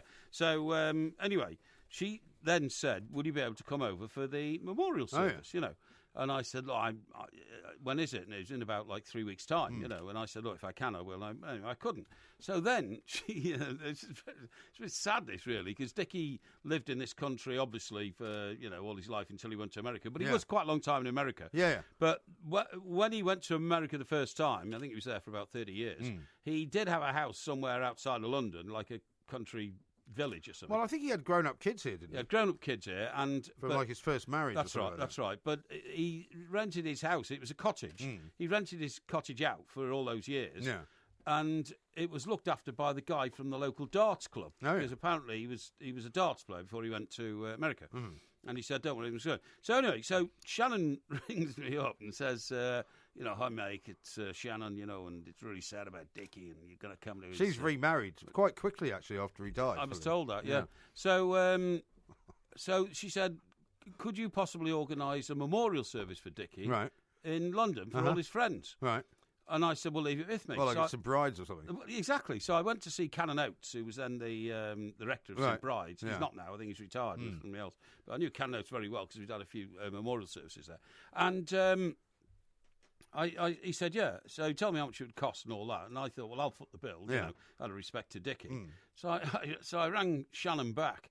And I said, we can do it. So that's really great, I'll start rounding up Dickie's friends. Right. So about a fortnight went by, Dickie's friends in England. Yeah. So about a fortnight went by, and I thought, that's funny, I haven't heard from Shannon, so I better give her a call, because Canon Oates wants to know if we're going to book the church, St Bride's, She said, "Oh, hi, mate. Yeah, I was going to give you a call this weekend." I said, "Yeah, how's it going?" She says, "Not well." And I said, "Why is that?" She said, "I've been going through Dickie's contacts book, all his friends in England." He said, "They're either dead, or those who did answer said they hadn't seen him for 25 years and couldn't care less about him dying, and they certainly didn't want to go to a memorial service for Dickie Lay." Shocking, isn't it? And that was it. He was a very odd... I mean, she was quite without wishing to be unkind, she was quite a plain woman, wasn't she? She was a remarkable woman. She was a great photographer, tremendous photographer, but not somebody that you would think of as somebody if you were going on a trip with her, that you would try anything on with. No, she was not a sexy woman. I'm but sorry. I went. Do you remember the story? Do you remember the Benetton ads? Where the the terrible very famous, AIDS and death. It was the AIDS death, right? The Benetton ads, and I found a family because they wanted to find the original family from this Benetton ad because it had become like a massive story. Sure. And it was somewhere near Minnesota, I think. And so she and I went out there to do the story. And he rang me up in the middle of the night, right? And he managed to try. Well, he obviously knew where she was staying, and he rang me up in the middle of the night and started accusing me of sleeping with his wife. No, it's ridiculous. And he's like bellowing down the phone, "Where's Shannon? Where is she?" I'm like, "What are you talking about?" But I said, "I don't know where she is. Is she with you?" I'm like, "No, I think she's in the next room." But you see, to be really cruel, you could have said, "Dickie, I wouldn't sleep with your wife. She was the last woman in America." Well, I didn't want to be as unkind as that. Exactly. But she was very tomboyish. But he became sort of possessed by it. But she was very He tomboyish hated the idea he hated her ever going on any jobs with me. Yeah, she was very tomboyish as well because she always wore trousers. She was a photographer. She used to wear anoraks. Yeah. She used to carry heavy equipment around with her and all that kind of stuff, But you're absolutely right. The other thing is, I went and did a job with her in I think it was Ohio. Yeah. It was worldwide wrestling, and it was when it was just about to come to Britain. WWE or something. Yeah, WWE. And went up there, and the Undertaker was on that night, and all that kind of stuff, And I noticed for the first time, sitting with her on the plane, she actually had orange teeth. Really? Didn't you notice? Like sometimes people. I mean, she had very un-American teeth. Let's put it that way. Yeah, like sometimes people will take the peel off an orange. Yeah. And for a bit of a laugh, to make your children laugh, you'll cut out a bit and stick it in your mouth and go, ooh. Like that scene in The Godfather. Yeah, that's right. Just as he collapses. And dies, that's right. She had teeth like that. And it was so bizarre. And yet Dickie was so proud of her. Yeah. And I remember one night we were in Costello's or something somewhere, and for some unknown reason, there was nobody else in there. I don't know what it was. People had gone out of town or something. He said, yes, he said, really missing Shannon tonight. She's gone off on a job to, somewhere like... Away with me somewhere. Yeah, maybe, yeah. She's gone off on a job to the coast or something like that. I said, oh, that's all right. He said, yes. He said, God. She said... And then he says, best day of my life when I met Shannon, best day of my life, And then he told me how he met her. He blew cigar smoke in her face by accident. And she, called him a pig and all this kind of stuff and got together. But then he said after that, the relationship picked up remarkably well, he said, and moved with remarkable speed. And I said, oh, what happened? He said, well, he said, I went back to my place, I had a few cocktails and all that. He said, and we met for dinner on Saturday. He said, and then the following weekend, he said, I took her down the country. And then he asked himself a question. He said, I know what you're going to say. When did we start screwing? So what a charmer. So I said, well, no, actually, Dickie, I wasn't going to answer that because I had no ambition to screw Shannon. No. Because with the greatest respect, she wasn't my sort of woman, if you see what I mean. So you said that to him? No, I didn't. Oh, no, right, I was thinking, I was never going to ask him that question. I didn't even want to think about it, No. And they actually said, when we start screwing, well, let me tell you, the screwing was going on right from the start. Family show, Oh, I know, yeah, but I mean, he was like that. But anyway, he was a lovely fellow, old Dickie. He was. He just, at the end, you're absolutely right, he gave up journalism and became a theatre impresario. He did, yeah. And all these off-Broadway type productions. Yeah. And his most exciting night was when his lead man didn't turn up, so Dickie did it himself. Oh, right. It was incredible. Yeah. And he started wearing a beret, didn't he? Started wearing a beret. Yeah. And all that and kind of stuff. And doing that thing where you hold your hands up like a square to look through them like a film director. Every time you'd say, what do you think about this, Dickie? He would, do the Michael Winner thing. Let me see if that frames. Yes. You know what I mean? Does that frame? Yeah. But also, he...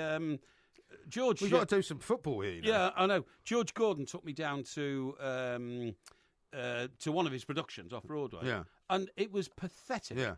But they weren't very good. Dickie was sitting in front of us because Dickie was the director. Yeah. And the only person who laughed at all the jokes was Dickie. That's right. Nobody else in the Well, he used to like did. to sit in the middle aisle. That's right. A very small theatre. It's a bit like Hen and Chickens, actually. That's right. That sort of size. Now, we've got about a minute or two. Shall we run through some predictions? Well, have we got time? Well, I think we have. Okay, because let's get on with it. Well, we might not have time, or maybe we haven't got time. Maybe we should we can wait until 2:45. Yeah, we'll do it quiz after the quiz. Yeah, absolutely. Yeah, I could tell you more Dickie Wallace stories, but it probably wouldn't be fair. Absolutely. To speak ill of the dead. I mean, he was a very nice chap. He was a lovely fellow. But he was always threatening because he always used to be. He was trying to get himself into fights as well. That's right, he was. Yeah. There was a couple of times with me when we used to have a sort of Christmas lunch, which I always organised. Yes. And these guys would all turn up. Yeah. And most of them would argue about how much they were going to pay and all the rest of it. Yeah. And a couple of times he would be on the street and he had this kind of ridiculous idea, and he was quite a short guy. Yeah. And he would put up his hands like he would. the Marquis of Queensbury rules. That's Queensbury right. rules. Right, come on then. We'll take it outside. And I would just kind of, to calm him down. Yeah. And then just as he was walking away, I'd shout something at him, and he would come running come back. Yeah. He wants this. Very bizarre. Very bizarre character. Anyway, more tales from the dark side coming up very shortly. We'll do some predictions as well on all the football, because tonight, Everton take on Crystal Palace at 8 o'clock kickoff, of course. Coming up next, though, it's the Porky Quiz on Canada. Yep. Blame Canada! Blame Canada! It seems that everything's gone wrong since Canada came along. Blame Canada! Blame Canada! They're not even a real country anyway. My son could have been a doctor or a lawyer, rich and true. Instead, he burned up like a piggy on a barbecue. Should we blame the matches? Should we blame the fire? Or the doctors who allowed it to expire? Heck no! Blame Canada! Blame Canada! With all the hockey hullabaloo and that Anne-Marie too. Blame Canada! Shame on Canada! Oh, the smoke we must cut, the trash we must trash, the laughter and fun must all be undone. We must blame. Now, that was actually suggested by one of the listeners a little bit earlier on. Really? What the is it? South Park Canada sort of ode to Canada. Oh, yeah. Blame Canada, basically, for everything. So some people think it's a little bit harsh, but it puts us all in the mood for a quiz about that massive country called Canada. Indeed. Now, as ever, there are 10 questions. Yep. And if you get one correct, you will hear this sound. Alrighty then. And if you get one incorrect, you will hear this sound. Blame Canada! Yeah, got it? Yeah, good. Blame Canada. You ready for question number one? You won't be hearing too many of the second, believe really? me. Okay. Yeah. Question number one. Have a listen to this.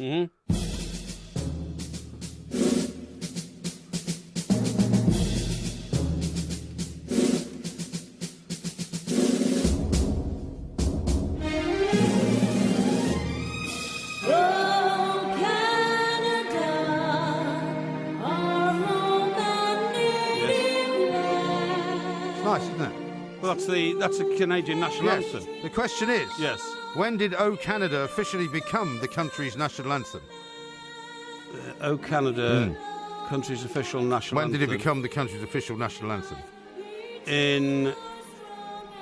The declaration, the Dominion status was granted in 1867, and the separation document went through in 1932.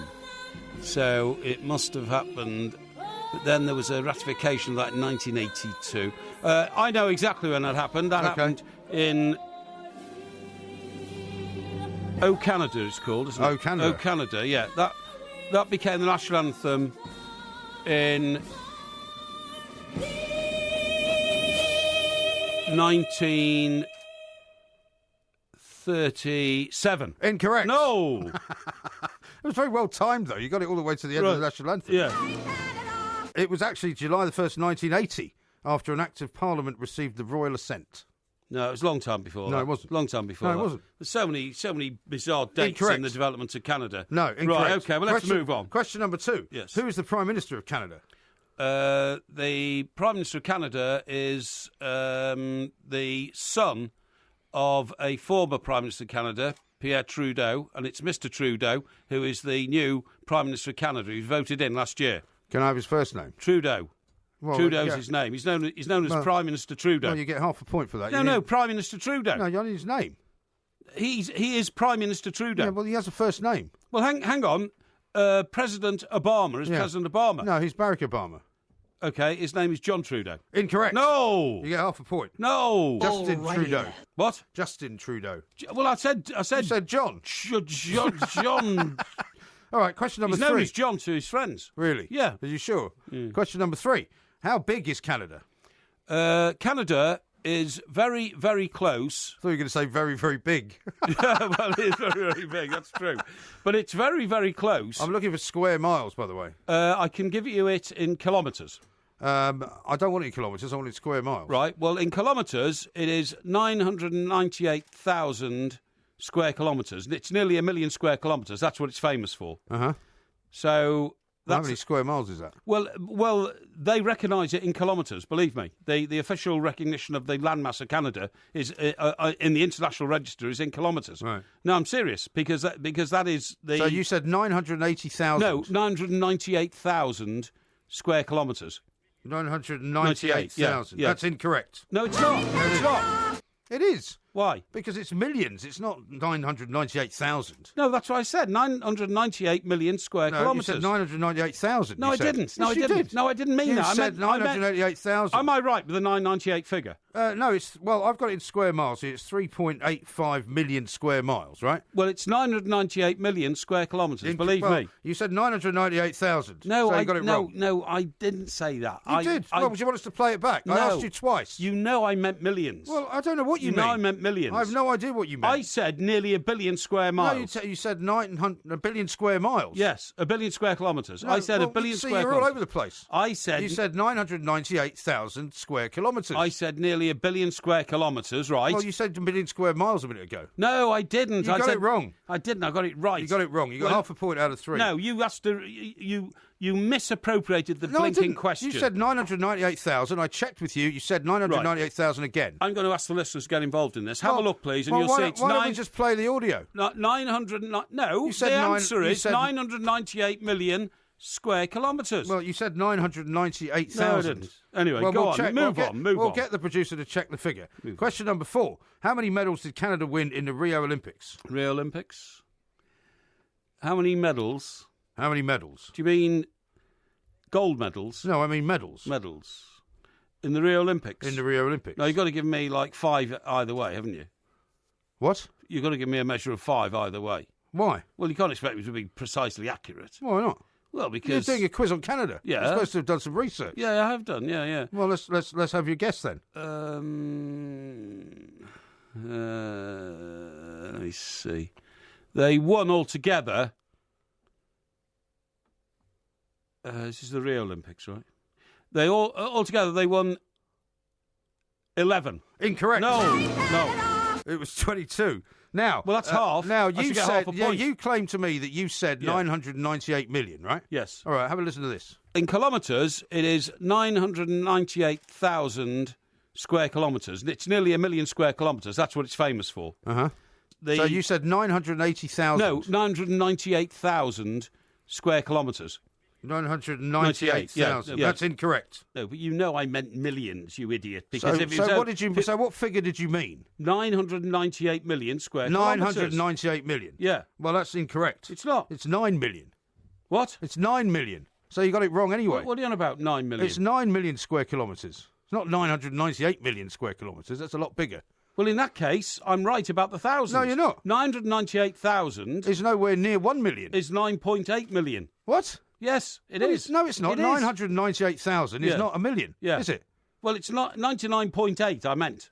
I don't know what you meant. You got it wrong. Okay, let's go to question number 5. That's not. I mean, honestly, that's so confusing. That question. Well, you made it confusing. Have a listen to this piece of music. Okay.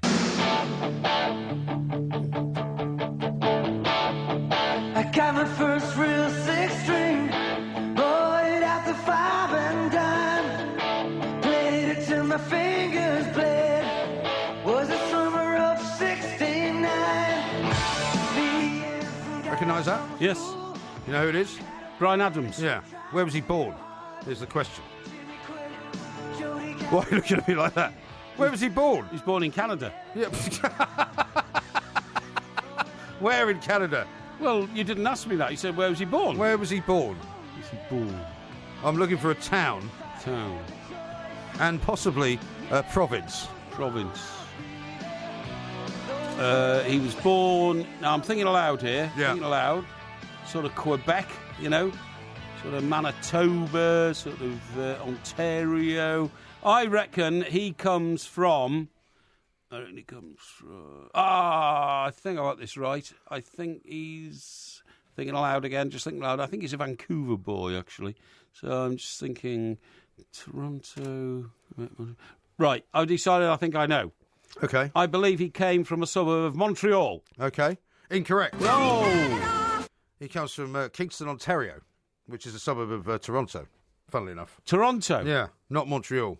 Well, I said when I was thinking about it, I thought it could have been Toronto or Montreal. Well, you also said Manitoba. You didn't say Toronto. You said Manitoba. Yes. You said Vancouver. Yes. You said a lot of other places in Canada. You didn't say anywhere near Toronto. Question number 6.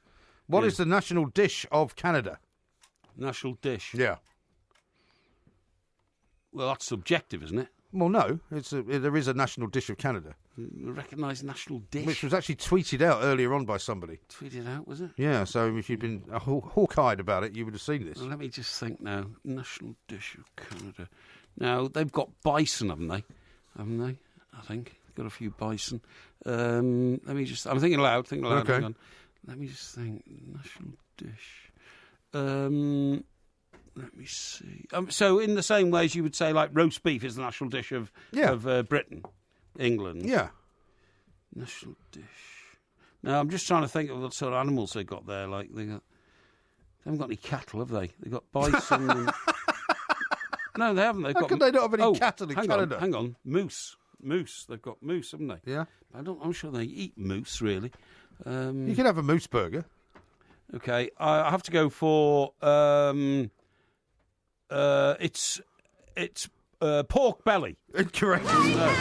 No.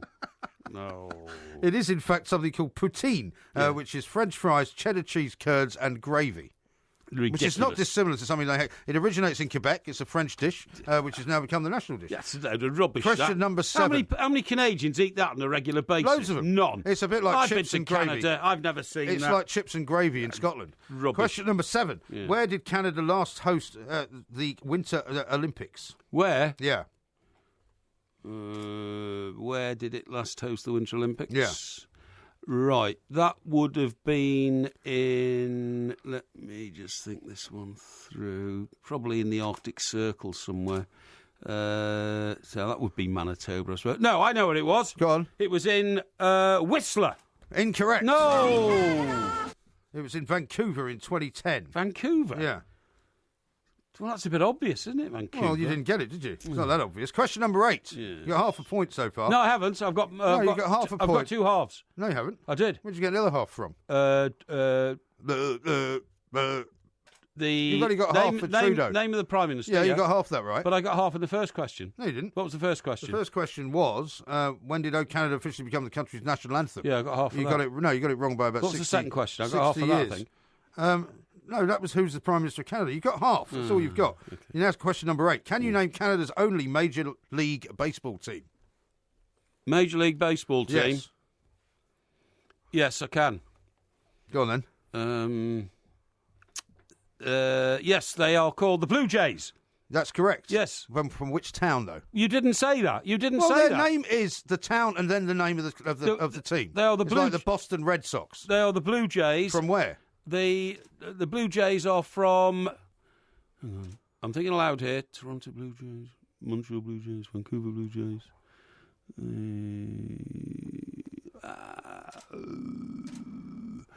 It's not... It could be Calgary. Have to hurry you. Could be Calgary. They're the Toronto Blue Jays. Correct. Oh! Finally. Guess one right. 1.5. Woo. Okay, question number 9. Yeah. What is unusual about the Haskell Library in Quebec? The Haskell Library in Quebec? Yes. Very famous library. It's got no books. Is that your answer? I'm thinking aloud. Okay. I'm thinking aloud. The Haskell Library. In where is it? It's in Quebec. Quebec. It's unusual because it's... let me see. Yeah, I would have to say it's because it's... Yeah, it's literally... It's only got one book, and that's the... That's the, the Scroll of Canada. Yeah, no, it hasn't got the Scroll of Canada in it at all, no. The reason it's unusual is because it straddles a border. There's one entrance in Rock Island, Canada, and the other entrance in Vermont. So if you go in one entrance and out the other, you have to come back through customs. It's very unusual. It's well known throughout the world. That's a joke. All right, final question. Vermont. I've been to Vermont. Have you seen the Scroll of Canada? No, I've seen the trees change at this time of the year. All right, very question number actually. 10. Now, listen carefully, right? Listen very carefully. Yeah. Which of the following celebrities was not born in Canada? Right. Okay. William Shatner, Keanu Reeves, Pamela Anderson, Jim Carrey, Justin Bieber, or Celine Dion? Blimey. Can you go back through those the other way around, please? Celine Dion, Justin Bieber, Jim Carrey, Pamela Anderson, Keanu Reeves, and William Shatner. Yeah. Well, they're all designated Canadians, so this must be a trick question. One wasn't born outside their own country, so I'll have to go for Keanu Reeves. Correct. Hooray! Woo-wee! Oh, very good guess. Any idea where he was born? I'll give you an extra half a bonus point if you can tell me. I assume in the United States. No, Beirut, actually. Beirut? Yeah. So you got 2.5 out of 10. So that's not bad. Slightly more, not bad. Yeah, it's not bad.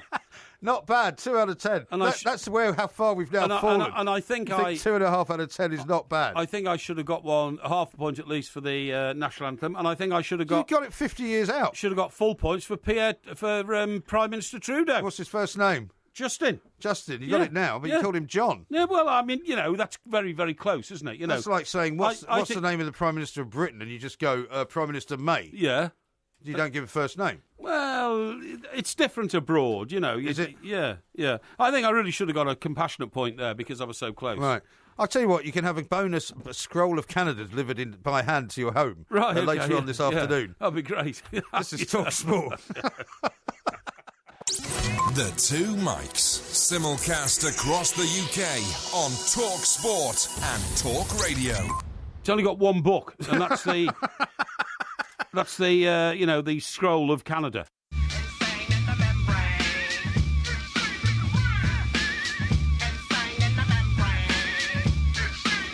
Tremendous, the scroll of Canada. Yeah. A few people have pointed out that, the last time you made any kind of estimate of square mileage, you said that Surrey was 1 million square miles. That's right. So apparently you think Canada and Surrey are about the same size.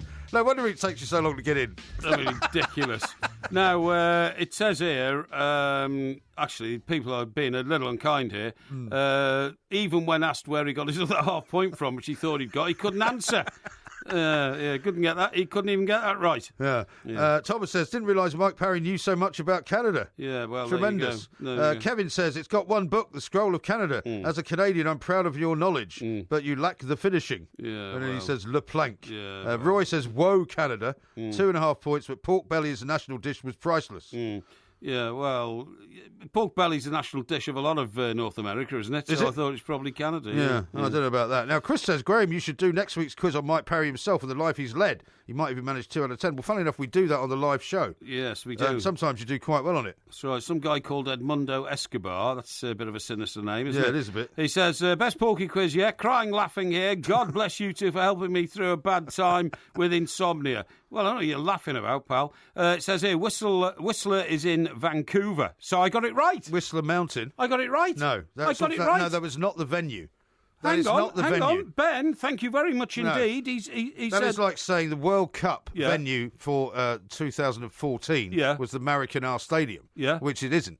It was Brazil. Hang on. So are you saying that the Olympics took place in Vancouver City? Because the Olympics are given to a particular place, right? Like Sochi, they're not given to a particular mountain. And was Whistler a part of the Olympic... It doesn't matter. That's not where the Winter Olympics took place. It does. I got that right. No, you didn't. I got that right. No, you didn't. That's like saying, as I said to you, that the Brazil World Cup was actually held in the Maracanã Stadium.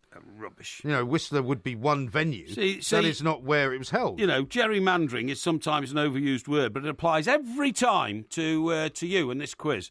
And these, these mysterious independent quiz masters, right? One of these days they will be put to account, I'm telling you. And technically, Whistler is actually not Vancouver anyway. It's outside of Vancouver. So Vancouver was the venue, okay? So you didn't get it right. Anyway, we've got to move on because we have to do, without very much time left, yeah, come on. An awful lot of predicting for this weekend's football, right? Yeah. So I mistakenly, I would say last week, which is why you beat me, I think. I was not going with my heart. I was going with my head. Well, there you go. So, for Everton Crystal Palace, first game up, 8 o'clock tonight. Yes. What are you saying? I am saying Everton will bounce back from a sorry defeat at Bournemouth, and that will be Everton 3, Crystal Palace 1. I'm going to go for a draw here because I think Everton might still be suffering from a bit of a hangover. So I'm going to say Everton 1, Crystal Palace 1. You miserable cur. Oh, I thought you were going to say something else there. No. Swansea-Liverpool, 12:30 kickoff. Yep, Liverpool Saturday. in rampaging form at the moment. The early game, they'll be ready to get their boots on and get out for that one. Swansea suffering some internal problems.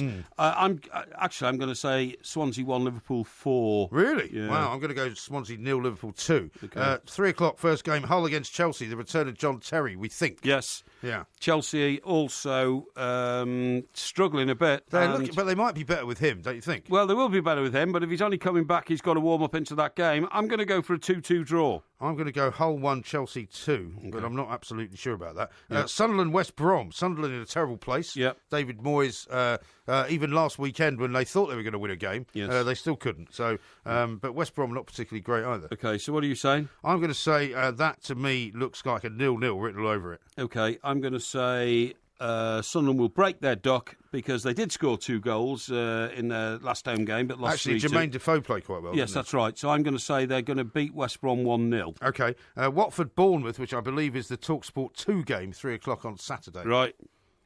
Yeah, okay, for that, I'm going to say Watford are okay. They can pull out a performance. Yeah. Bournemouth, I think, were lucky against Everton. Yeah. Watford 2, Bournemouth 0. Yeah, I'm going Watford 2, Bournemouth 1. Right. West Ham, Middlesbrough. This is a big game for old Slaven Bilic, isn't it? It certainly is.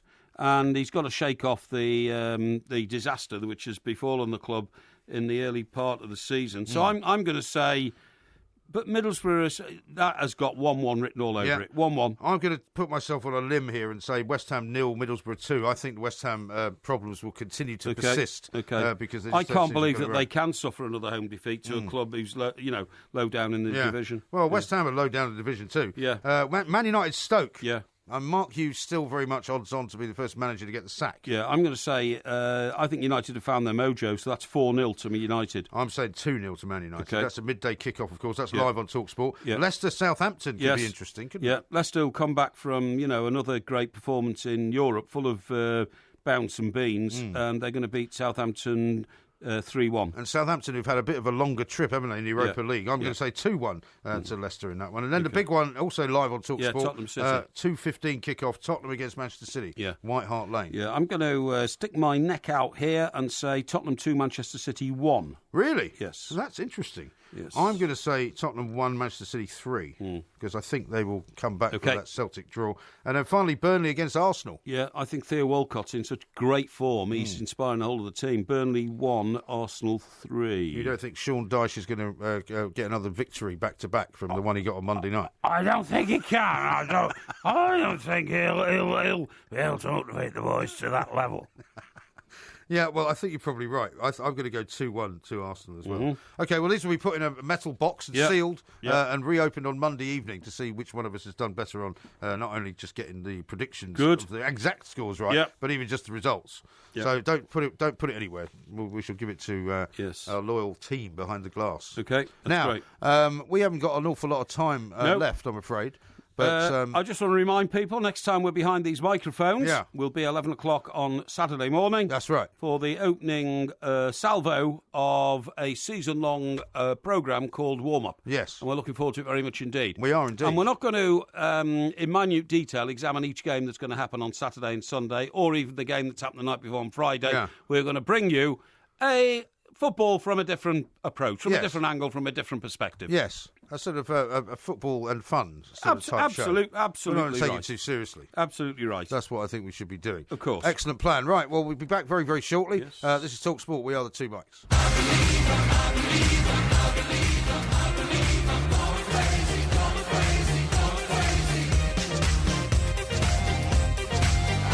This is TalkSport. We are the Two Mics. Alan Brazil coming up with the Sports Breakfast, of course, at 6 o'clock. So we're going to be disappearing off and preparing ourselves for the return on Saturday. Mr. Parry? Definitely. You're not paying attention. I am paying attention. I'm sorry, I am. I'm deeply involved in that. Yeah, we're getting here. Now, I want you to be very careful when you're driving home tonight, especially if you're going to go around that Sutton one-way system. Well, you're absolutely right. Because you might get yourself involved in another near-death experience. Yeah, well, I'm telling you, I didn't get a lot of sympathy for that. But I mean, what I do is I don't hype up the danger I was in. I try to hype it down. No. Because, of course, there were people in that who were involved and who could have been injured. Yeah. And also those steaming buses you've got to be careful of as well. You certainly have as well, yeah. You sure it wasn't one of those new buses that's running on sort of, electric hydro power or something like that? No, it wasn't. It was quite an old bus. It wasn't a Boris bus with an entrance at the back and a staircase and all that kind of stuff. Yeah. It was quite a tatty old vehicle, to be honest. But what shocked me was that the roads are empty. I don't know how this driver of this this people car. I don't know why. Maybe he fell asleep. That's a possible explanation because he's driving down a slope towards a junction, the junction that I'd just come off. Was it wet? No, it wasn't wet. And there's a bus coming the other way, and a bus is a pretty big object on a road coming towards you, and he literally crossed the white line and bang, went straight to the front of it. Yeah. So, astonishing. Yeah. Well, just watch out for people carriers. Watch out for buses. And what I'm saying is, there's no legalese in what I've just said, because the bus was exactly where it should have been on the road, in the right place, in the right lane, going in the right direction. Right. The car was in the wrong lane, and it hit the bus. So there's no argument about it. No argument about it at all. No. Just be careful on the way home. We don't want to have any problems. We want to see you again on Saturday.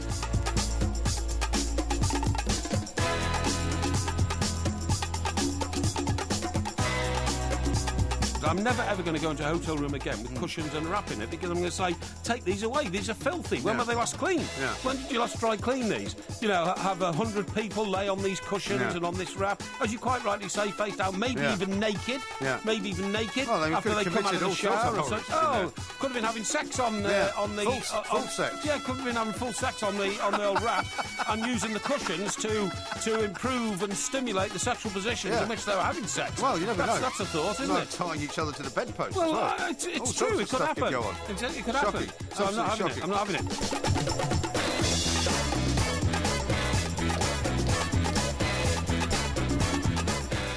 Matthew, that's spelled Thieu at the end, says, on KP24, you are very much correct, Mr. Parry, so thank you very much indeed. Okay? Yeah. What's his name?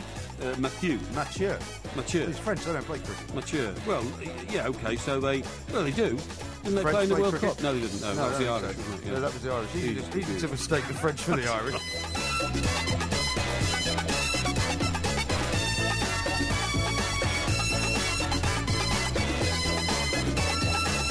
I'm not interested in transgenderisation. I've got no plans à ce moment to turn myself into a woman, believe it or not. So, What a great honour it is to be on your show.